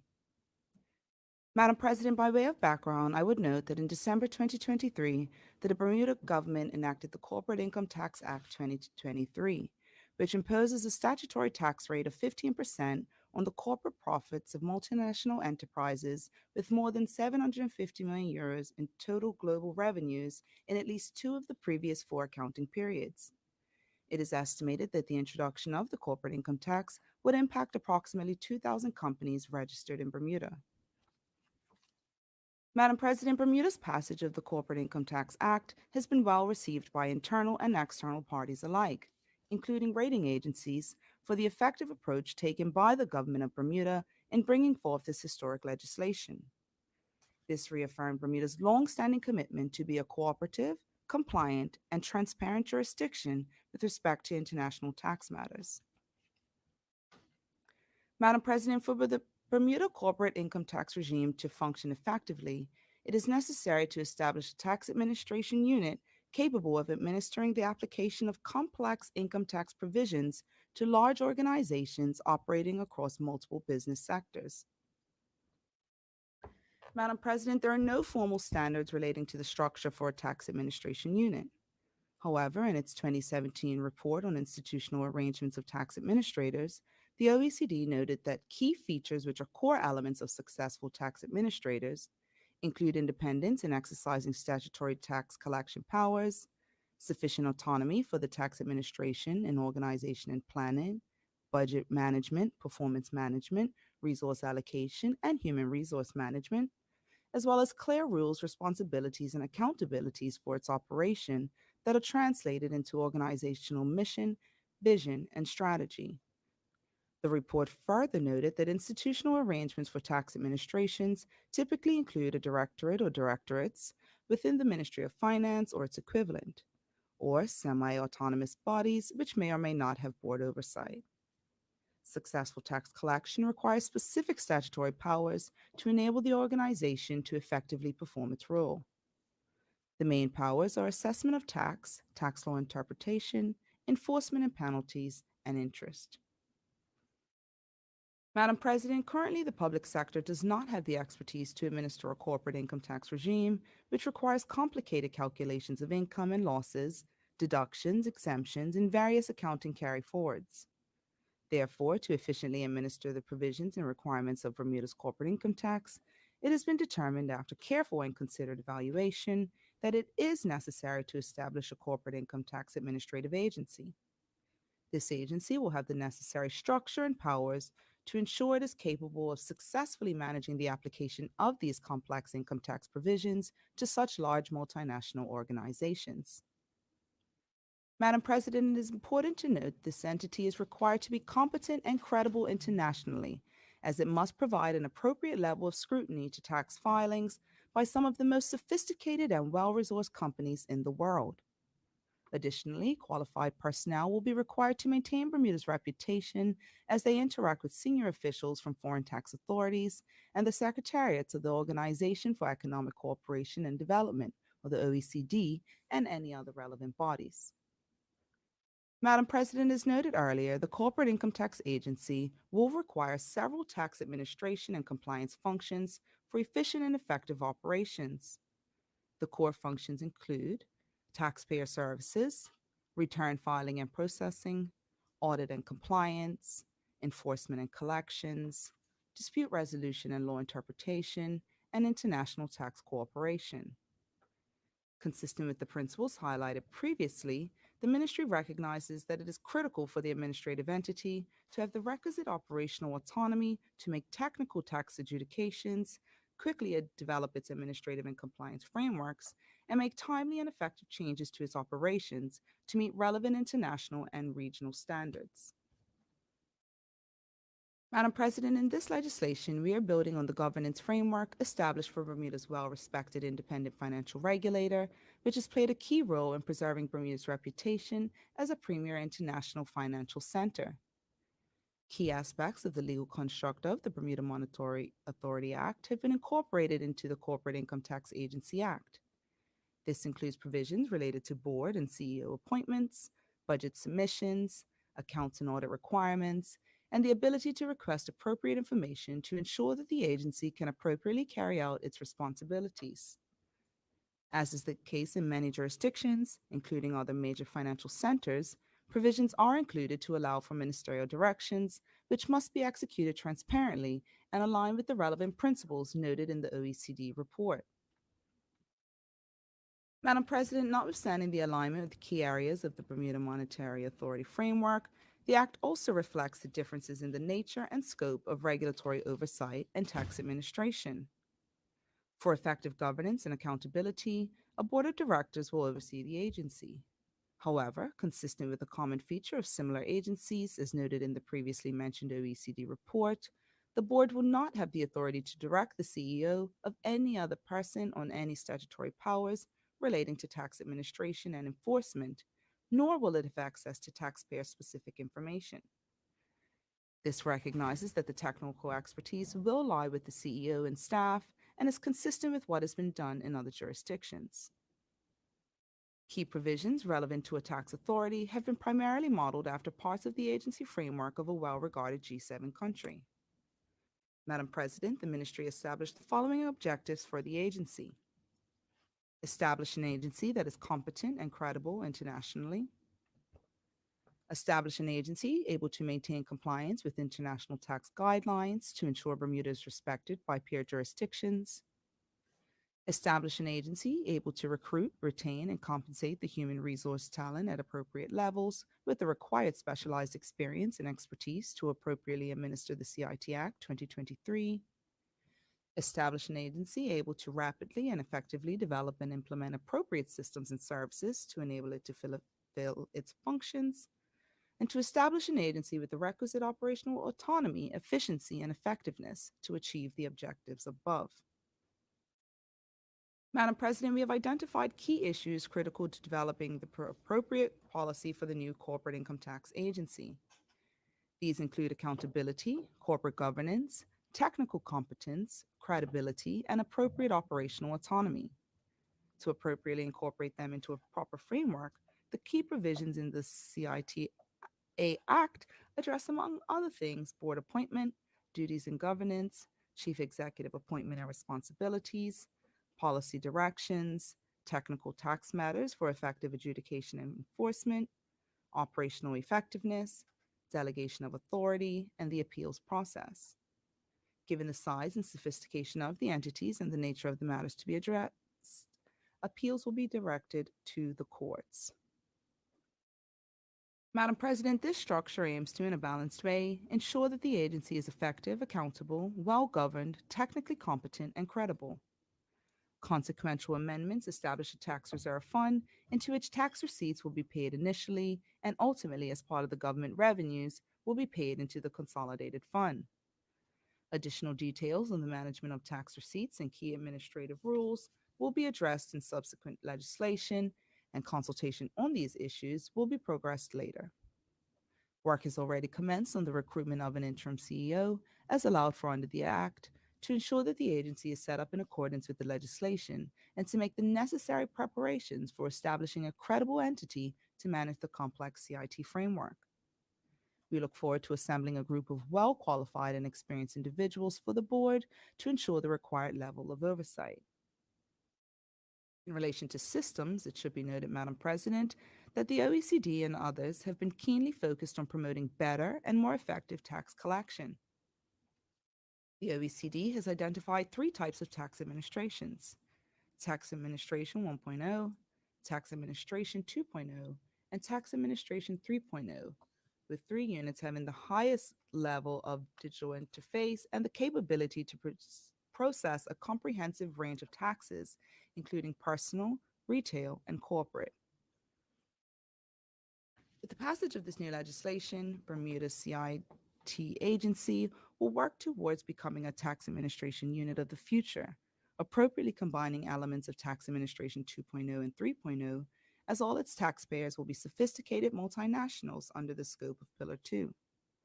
This represents a blend of e-administration and a new paradigm capable of assessing complex transactions. This will allow for more effective management and utilization of human resources and facilitate effective risk management. Madam President, in closing, I would note that the government believes the Corporate Income Tax Agency framework reinforces Bermuda's continuing commitment to global compliance and transparency and is consistent with Bermuda's strong international reputation. Today wouldn't have been possible without the significant work done by members of the International Tax Working Group who continue to provide key input into this critical work. Madam President, I am honored to serve as Junior Minister of Finance during a time like this, and I am privileged to work with a team of committed public officers who go the extra mile to ensure that Bermuda remains the envy of other jurisdictions. I am grateful for all persons in the Ministry of Finance, including our dedicated advisors, who gave their time, energy, and intellect to make today's historic achievement a reality. They were supported by the drafting team of the Attorney General's Chambers, to whom I must also express my sincere thanks. Madam President, on behalf of this Progressive Labor Party government and in the name of all those who labor in the cause for a more fair and just society, I commend this historic bill to this honorable House. Thank you, Madam President. And thank you, Senator Ariana Hudson, Junior Minister for Finance. Would any senator care to speak on this bill? Senator Douglas DeCouto. Dr. Douglas DeCouto, you have the floor. Thank you, Madam President, and thank you to the Junior Minister for the presentation. We in the OBA are supporting this bill, but with some important reservations that I would like to discuss and seek clarification on. We recognize the importance of this administration, i.e. the Corporate Income Tax Agency, actually is what I meant to say, being established, being in place to enable the process of the CIT becoming embedded and part of how the country operates. We would have liked to have seen this come out much sooner. We know that there has been a lot of uncertainty in the minds of potential CIT taxpayers as to what is happening, what will happen, what will the regulations be. So that's why we're glad to see this finally in place, and that will increase the certainty of the taxpayers. As you know, Madam President, that is very important for Bermuda as a jurisdiction. Businesses want certainty, they want to be able to plan, and they want to be able to get answers to their questions. So that is why, despite some of our reservations, we certainly support this bill. Now, Madam President, as you know, as a jurisdiction, one of Bermuda's assets is our top quality, internationally recognized regulator, the Bermuda Monetary Authority, which we believe works very well with the industries with which it is supposed to regulate in a commercial manner, while also upholding the vitally important standards that those industries must meet and the quality of how those businesses must be run and the safety for the investors and policyholders and various other stakeholders in those businesses. So naturally, Madam President, I looked to that body, which is operating quite successfully and well respected internationally, and compared it to this proposed CIT.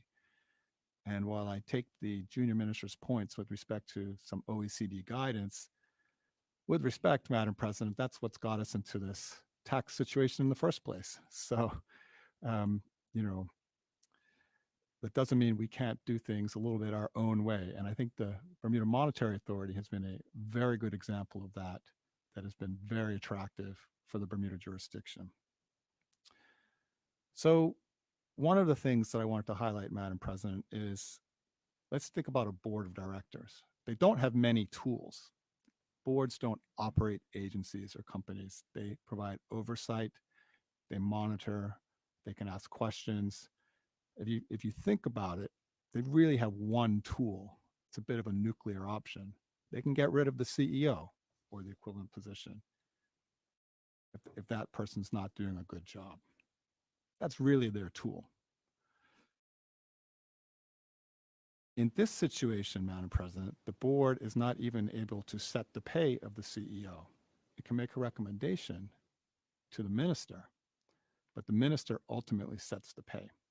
This is in contrast to the Bermuda Monetary Authority, where the board is in charge of all the remuneration for the whole authority. So I find that a little unfortunate in terms of what are the levers of the control, the role of the board in oversight of the CEO.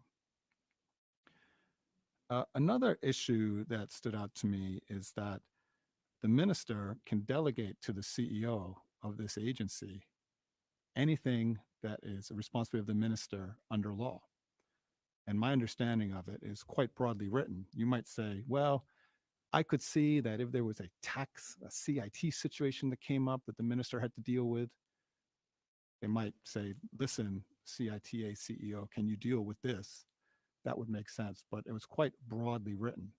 So the way I read this is that the minister's controlling the pay of the CEO, and the minister can also delegate anything that the minister has to do within the ministry, the finance ministry, to the CEO and staff of this agency. So again, I'm a little unsure how we should think about the role of the board here with respect to this agency versus the role of the minister. And I noted that the junior minister highlighted that operational autonomy is an objective of this agency. I feel that those two aspects of this act really undermine that attribute of operational autonomy that we in the OBA would have liked to see. So that's one concern that we have. And frankly, we would welcome changes in the future that would perhaps put a little more autonomy into this agency. We also recognize some issues around the board being able to get information about taxpayers. Now, we note that this is very sensitive information, and we can admit that under normal circumstances, the board should not be prying into details of taxpayers and things like that. But you can also imagine, Madam President, that if you are on a board, sometimes situations come up. And as a board member, your job is to oversee, is the agency working well? Is the CEO and her staff doing a good job? And if you can't get the information required to make those decisions, when certain situations arise, how can you make those judgments? So again, we would have liked to see that perhaps carved out with a little more subtlety to enable the board to duly exercise its responsibilities for oversight, acknowledging the sensitivity of the issue. We know that the Act had language protecting confidentiality of information that perhaps could have been extended to the board as well. And a third area of concern that we have, Madam President, actually one minor thing is I noticed that this Act did not mention remuneration for the board. We presume that there would be some. The BMA Act is quite specific about the process for that. So I assume that could also be corrected quite easily in the future.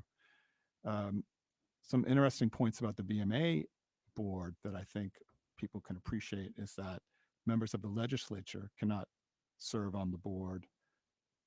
Government employees can't serve on the board. And members of the legislature can't be members, executive, CEOs and so forth. And there's also limits on the tenure of board members on the BMA.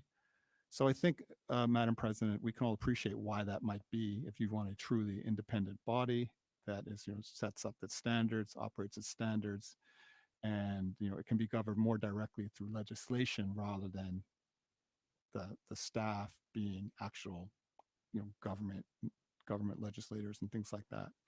And we can also appreciate, Madam President, the benefit of having term limits on some of these things. It keeps fresh perspectives coming in. It keeps new ideas and allows things to evolve naturally. So, Madam President, those are some of the key concerns that we have. Like I said, we would really look forward to perhaps seeing some changes in the future that would put a little more oomph into the independence of this board. My view is that the industry, frankly, would probably appreciate that as well.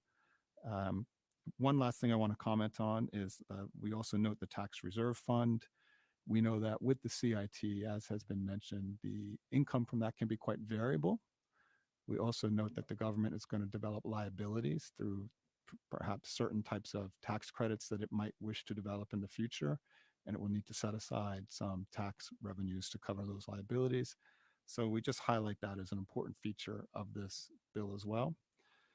So with those reservations, Madam President, we do support this bill. Let's get this up and running. Let's get this system working, and let's bring certainty for the CIT taxpayers. Thank you, Madam President. Thank you, Senator Dr. DeCouto. Would any other senator care to speak on this bill? Senator John White, you have the floor. Thank you, Madam President. For starters, I'd like to thank the former acting Permanent Secretary for Finance, Mrs. Cheryl Lister, and her team for reaching out to the senators to take us through this bill, discuss it with us, and answer our questions, which I found to be a very helpful process. So thank you to Mrs. Lister and her team for that. I support this bill in principle. There has been great collaboration between the government and the private sector on all matters relating to this new corporate income tax, including the initial bill, which needed to be approved by both chambers before the end of 2023 and was. The only comment I would have is the lack of arm's length between the agency and the government. One of the reasons for establishing an agency is to separate the operations of the agency from government, both in fact and in appearance, much like the Bermuda Monetary Authority operates separately and independently from the government. For example, the Minister of Finance, in my view, has a great deal of authority in the governance and the operations of the new tax agency, starting with the approval of the selection of the CEO. And in fact, if the board hasn't yet been formed, the minister himself is authorized to select the CEO. So I would have preferred to have had this ministerial position have less power and influence over the agency. Other than that issue, Madam President, I support this bill and look forward to its adoption so that Bermuda can be in full compliance when required in 2025. Thank you, Madam President. Thank you, Senator John White. Would any other senator care to speak on this bill?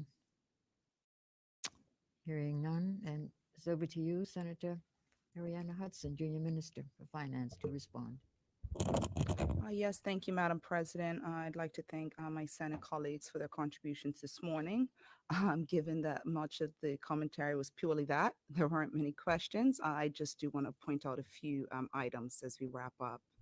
I think it's important to highlight the fact that the Corporate Income Tax Agency has actually been established as a separate entity operating under a clear legal framework with a robust organizational and governance structure akin to that of comparable jurisdictions.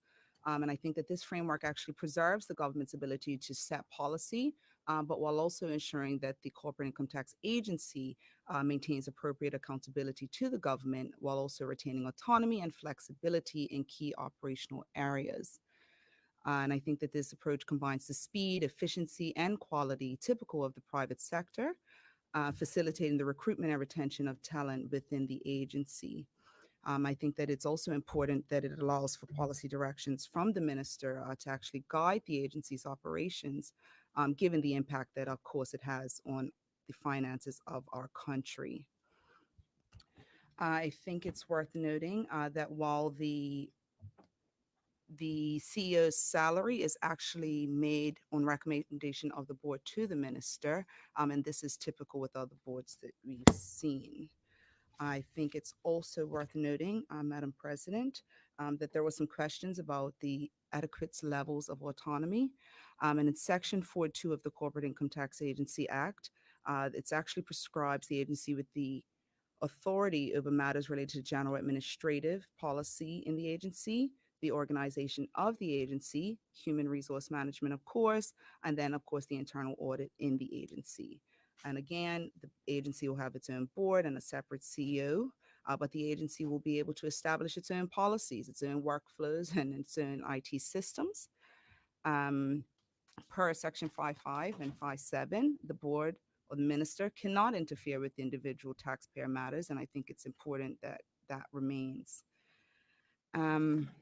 Given that there were no further questions posed by my colleagues, I would actually like to move that Rule 26 be suspended in respect of. I'd actually like to take a step back, Madam President, and move that the bill entitled the Corporate Income Tax Agency Act 2024 be now read a second time. Is there any objection to the second reading? No objection. Thank you, Madam President. I move that Rule 26 be suspended in respect to this bill. Is there any objection to that motion? No objection. Thank you, Madam President. I move that the bill entitled the Corporate Income Tax Agency Act 2024 be now read a third time. Is there any objection to the third reading? No objection. Hearing none, Madam President, I move that the bill do now pass. It has been moved that the bill, the Corporate Income Tax Agency Act 2024 do now pass. Is there any objection to that motion? The bill is passed. And may I take this opportunity to acknowledge and welcome Mrs. Cheryl Lister here, and also to, on behalf of the Senate, to thank you for the session, the information session that you presented for not only senators, but also the senators and the MPs. It was very, very helpful. Yes, And we're pleased to inform you the bill is passed. Thank you very much, senators. And we'll move on to our last item in the orders of the day. And that is the Bermuda Hospitals Board Amendment Act.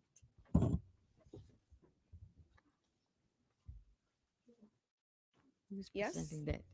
We'll give you a minute to catch yourself and you can present your bill Yes, thank you, as Madam the President. Junior Minister of Health Yes, on ma'am. this occasion. Madam. Okay, Madam President. I move that the bill entitled the Bermuda Hospitals Board Amendment Act 2024 be now read a second time. Is there any objection to the second reading? No objection. Thank you, Madam President. Madam President, I am pleased to introduce the bill entitled the Bermuda Hospitals Board Amendment Act 2024, which has the effect for allowing all fees for healthcare services provided in the hospital to be published online. Through this bill, the Ministry of Health seeks to reform the publication of fees for healthcare services provided in hospital to be published online so as to increase the transparency and accessibility of published hospital fees and medical and It's okay. dental charges, and to ensure up-to-date and easy-to-understand information is available to all. Madam President, the structure and coding in our current hospital and medical and dental fee schedules is outdated, unnecessarily complex, and difficult to navigate. In addition, the schedules themselves are not readily available to healthcare providers, insurers, or the public. This lack of transparency leads to confusion, uncertainty, and potential discrepancies in billing and reimbursement. Madam President, any future new fee schedules will be published online on the Bermuda Hospitals Board and Bermuda Health Council websites, similar to how customs tariff schedules are also available online.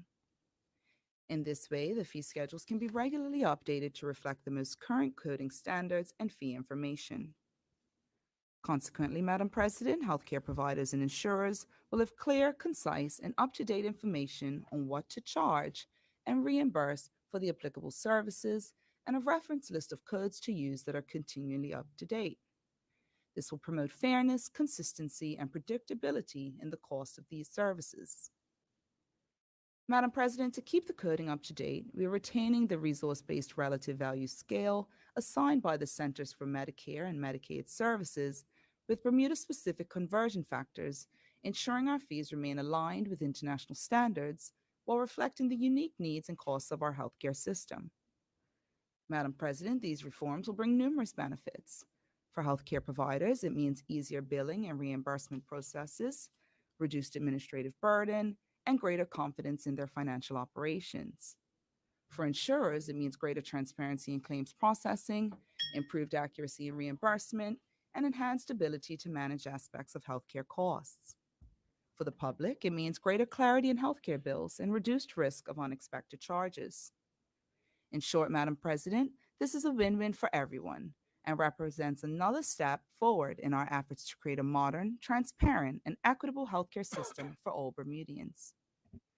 I am confident that these incremental changes will make a real difference in the work and lives of the relevant healthcare providers, insurers, and patients alike. I look forward to working with all stakeholders to implement these changes smoothly and effectively. Madam President, I am pleased to present this bill. Thank you. Thank you, Senator Ariana Hudson, Junior Minister for Finance. Sorry, on this occasion for health. Would any senator care to speak on this bill? Senator Tucker, OBA leader in the Senate, you have the floor. Thank you, Madam President, and thank the Junior Minister for her statement. We in the opposition support this bill. It makes sense. Of course, one thing that we do love is transparency, so that's great. I have just one practical question. I would like to know what the process is for individuals who would like to walk into the hospital or the the health counsel's office to actually view the physical documents. So that's my only question. Otherwise, we have support. Thank you, Madam Thank President. you. Thank you, Senator Tucker. Would any other senator care to speak on this bill? Hearing none, and it's over to you, Senator Ariana Hudson. You have full support for your bill.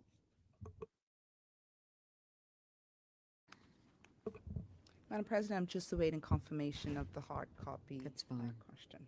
Thank you.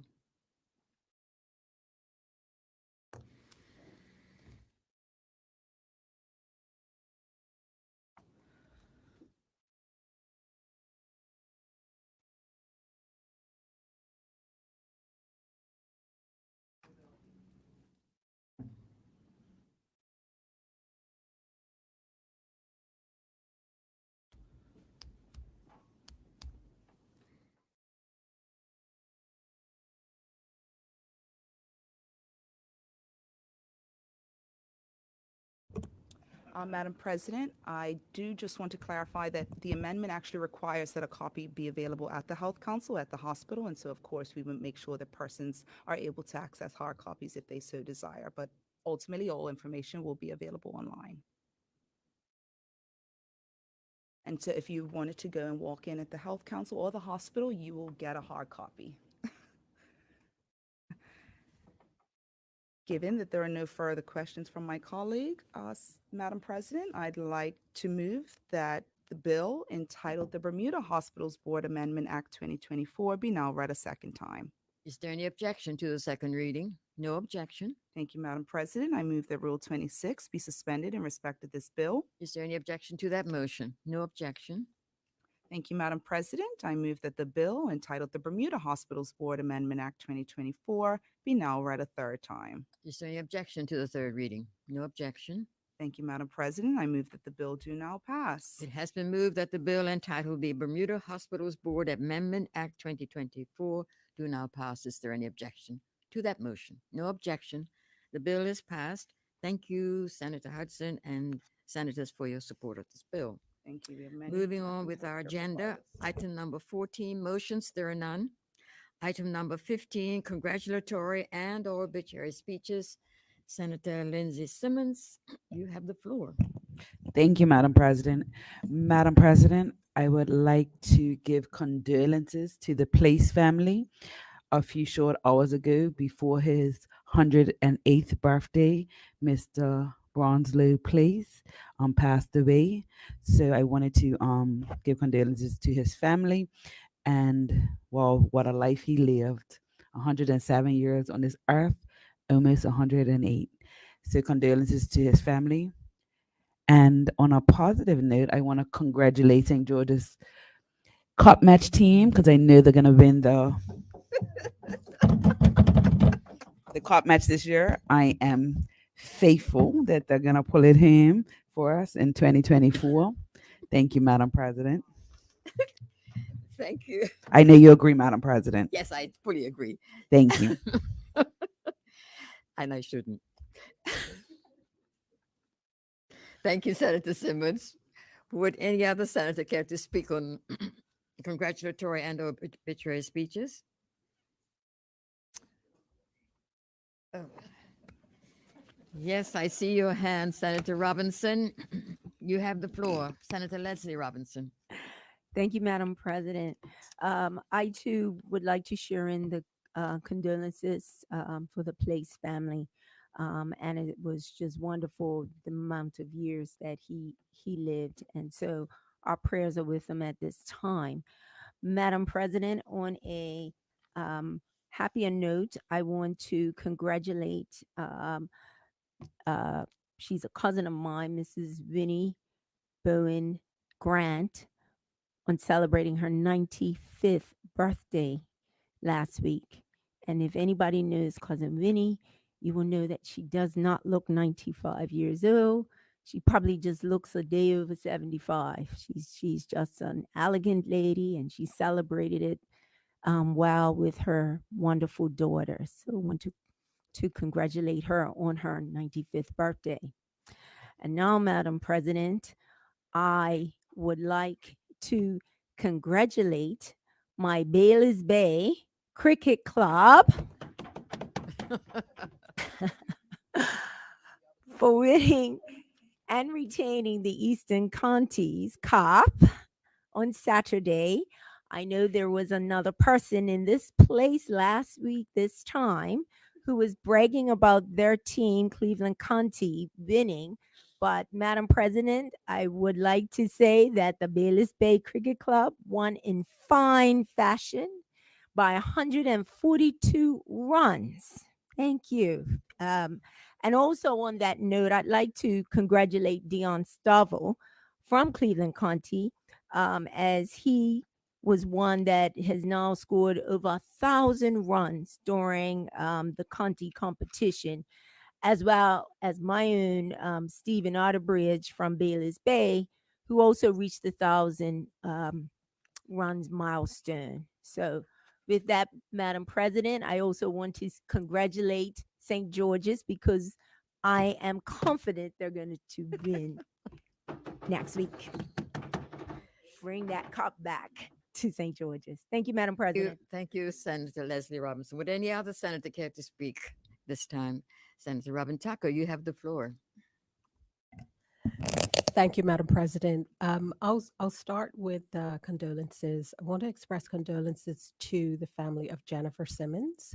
I worked with Jennifer for a number of years at Conyers, so I wanted to express condolences to her and her family. Also, condolences to the family of Apostle Jimmy Denwitty. He has recently passed away, so just wanted to again acknowledge his passing and extend condolences to his family, friends, and certainly his New Creation congregation, New Creation Worship Center congregation.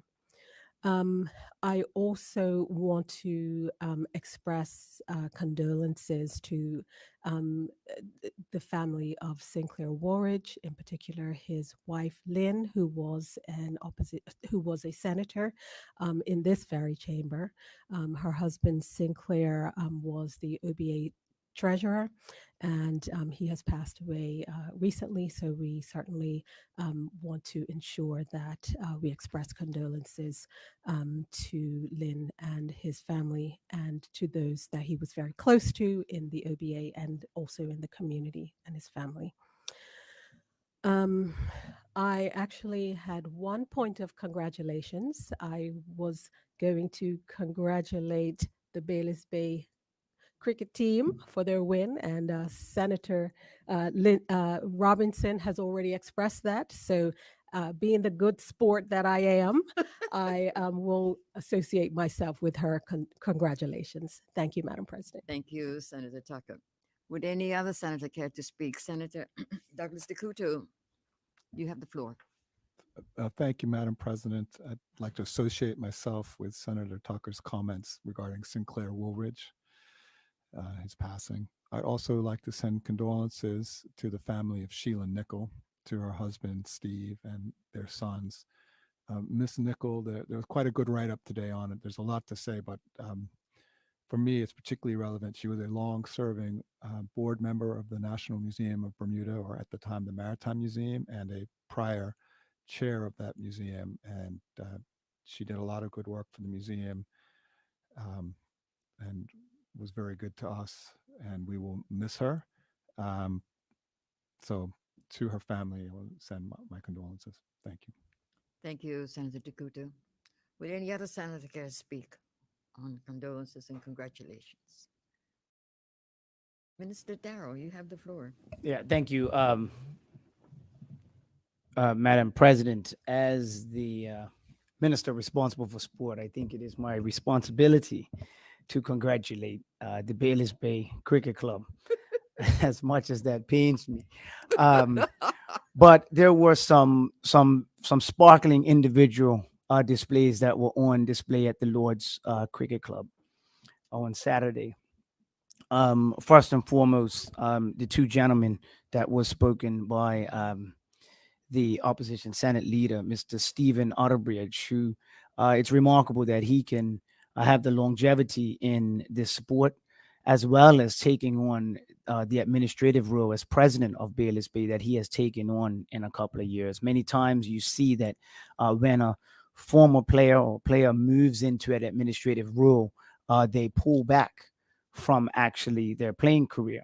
And we know that Mr. Utterbridge had a long cup match career as well, and he did pull back from that aspect. But to see that he continued to play at a high level for his club team, which he is now the president of, and to see him get 1,000 runs on Saturday was very impressive, even though he comes from on the other side of the sound. And obviously, player for my team, Cleveland County, and I would say he is the quickest, they said the fastest to reach that milestone, and that is Mr. Dion Stovall, who also got 1,000 runs on Saturday. But the other displays that were on, and I will say to a Bermudian that's been abroad playing cricket for many years. He's been back for about a year now.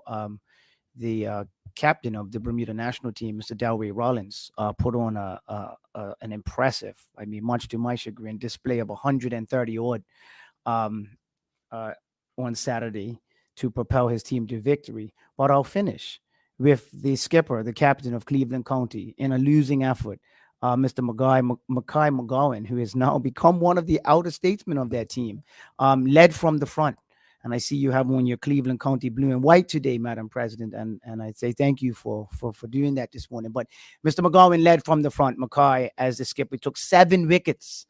7 wickets, and that was impressive when we were looking at the stats. But to everyone that was involved in the Eastern Counties, it continues to be one of the more popular sporting events on the Bermuda calendar. And I was happy to be there at the start. I was happy to be there during the day. And I will tell you, Madam President, I was more than happy to leave because I'm not sure how much of that I could have taken on Saturday. But congratulations to Bayliss Bay and everyone who was involved. And, congratulations to the players that did well. And hopefully those performances will propel them into solid spots in the Cup Match Classic next week. Thank you. Thank you, Minister Darrell. And I would just like to associate myself with the condolences expressed for Mr. Brownlow Place, who happens to be my relative. I would just like to take an aside and say to you that he identified. He asked me who I was. He asked me who was my mother. And he said, oh, yes, that's my cousin. And he did this in the doctor's office when we were all there. So it's incredible when you talk about his memory. But a fine gentleman, and he leaves a lot. I would just like to also say that Mrs. Cecily Snade Simmons was someone who talked to him on the phone regularly. And I'm sure she also would be quite, distressed to know that he has passed. But he has many friends throughout the island, and he lived, as you have said, a very long life. He had a very full life. And so I would like to extend condolences to the entire family, and to all remember Mrs. Place, who is the administrator of the legislature, who is also a relative. So condolences to the entire family. And I'd also like to associate myself with the condolences expressed for Mr. Dunwoody, Pastor Dunwoody. So I associate myself with Senator Robin Tucker for the condolences expressed to him. With that said, it's item number 16, adjournment. Minister.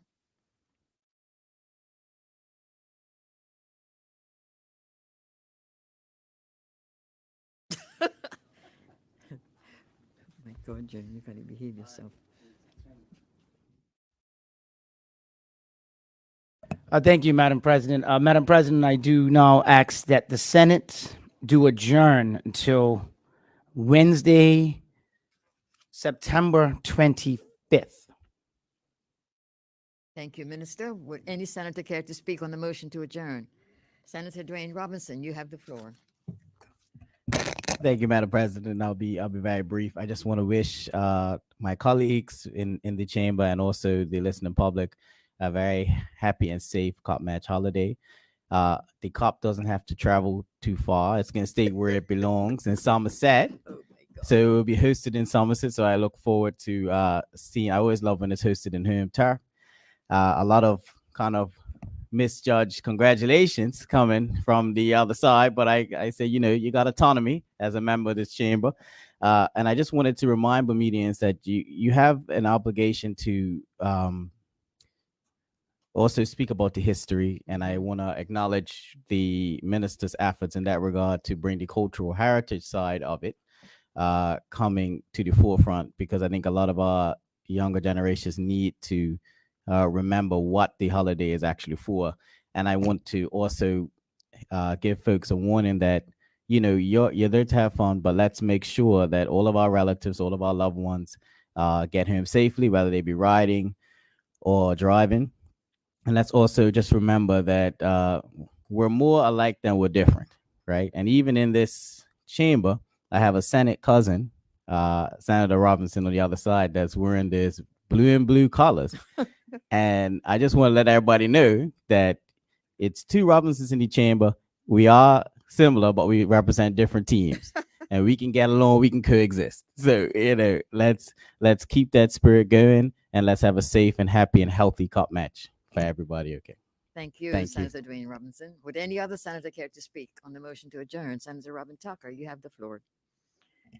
Thank you, Madam President. Gee, I don't have much more to add. I mean, my Senate colleague here, I mean, he wrapped it all up quite nicely. I just would like to again say, I am a Somerset supporter, have been pretty much all my life. Um, and I would like to extend, you know, best wishes for this cup match period. Best wishes to St. George's. Unfortunately, there'll be disappointment when they're heading back to the east, but you know, we're all looking forward to that. But I also would like to tell the listening audience to please be mindful of drinking and driving. We all, you know, enjoy the holiday. We all enjoy the celebrations and all that, the partying and everything that comes along with that. We would like to ensure that everybody has a good time and gets back home safely. And so it's important to be able to I just want to remind people to do that. Be careful on the water. That's going to be also important. We have had incidences before. Let's learn from them and everybody have a good time. One of the things I also want to add is, please, listening audience, watch your children. Watch your children around the water. Watch your children in spaces where there are adults, which we know that a myriad of things that are not good that can happen to children when we're not paying attention to them. So please don't let your guard down. Keep your children at the forefront and keep yourself sort of focused on what they're doing. So with that, again, this is my favorite time of the year, and I'm sure that I could probably speak for everybody in here. It's a time for us as Bermudians. We put aside our differences. We are able to embrace each other and celebrate each other and really enjoy each other's company. And it's something that I would like us to see us do more often. So again, with that, pre-congratulations to Somerset for retaining the cup. And thank you, and have a great and wonderful and safe cup match holiday, everyone. Thank you. Thank you, Senator Robin Tucker, OBA leader in the Senate. Would any other senator care to speak? Senator Lindsay Simmons, you have the floor. Thank you, Madam President. I first want to disagree with what was said on the other side, but you know, we all can't be perfect. So, but on a serious note, Madam President, when it comes to public finances and the country's fiscal position, I often hear the opposition politically biased doom and gloom half stories, which inspired me to take a moment today to highlight the prudent economic and fiscal stewardship demonstrated by our government. No, Madam President, I am not here to suggest that everything is perfect, nor am I here to suggest we've got everything right. But what I am here to say is that after leading us through a once-in-a-lifetime pandemic, we are turning the corner and heading in a positive direction. When I say that, I recognize that we have an opposition trained by consultants to find fault in anything we do, but in my opinion, this then places value to independent assessments by internationally recognized bodies. Madam President, you may recall a few weeks ago, Morningstar DBRS, the fourth largest rating agency in the world, released their credit rating report on Bermuda. And not only was this a positive report on Bermuda from a highly regarded rating agency, but it also serves as a testament to our robust economic policies and prudent financial management. Madam President, Morningstar DBRS assigned an A credit rating to Bermuda, which reflects their confidence in our economic direction. I was encouraged to see that within the report, they highlighted the government's fiscal discipline, strong financial oversight, and the positive trajectory of our economic recovery. I was further encouraged because this endorsement aligns with similar positive evaluations from other renowned agencies, including S&P, Moody's, and KBRA. You see, Madam President, despite the wild criticisms and misleading narratives we hear from the opposition, it will not draw out the clear and objective valuations from globally recognized rating agencies. Again, I am not suggesting that everything is perfect. I am not suggesting we haven't made mistakes along the way. But what I am saying that when you remove the political biases, just as these rating agencies have done, you will see significant progress that has been made in such a short period of time. Madam President, I ask myself, who will the people trust? The credibility and expertise of global recognized rating agencies or the baseless and political motivated rhetoric of Senator Takuto? Madam President, it is as if Senator Takuto wants people to forget that two largest deficits in Bermuda's history Point occurred of order, while Madam they were in President. government. Point of order. Senator Please. Simmons, it's a point of order. What is Yeah. your point of order? The member is directly impugning Senator Dakuta's integrity. Can she withdraw that statement, please? Senator Simmons, you need to withdraw it.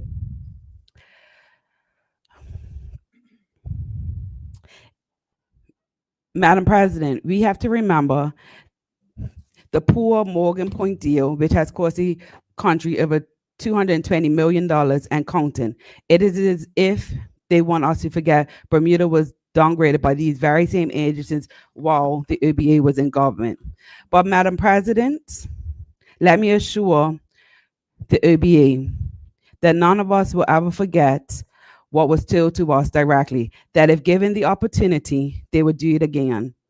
Madam President, I recognize that the events, when I speak of record economic growth, the lowest unemployment rate since 1980, record cruise arrivals, reducing our debt, I recognize there are still many challenges of that our people are facing, with the cost of living being chief among them. Madam President, I want the public to know their concerns have not gone unnoticed. And as the Premier stated last night in his address, we are actively working on additional ways to provide relief while remaining fiscal prudent. It is a difficult balance, but it is one that I am confident we will achieve.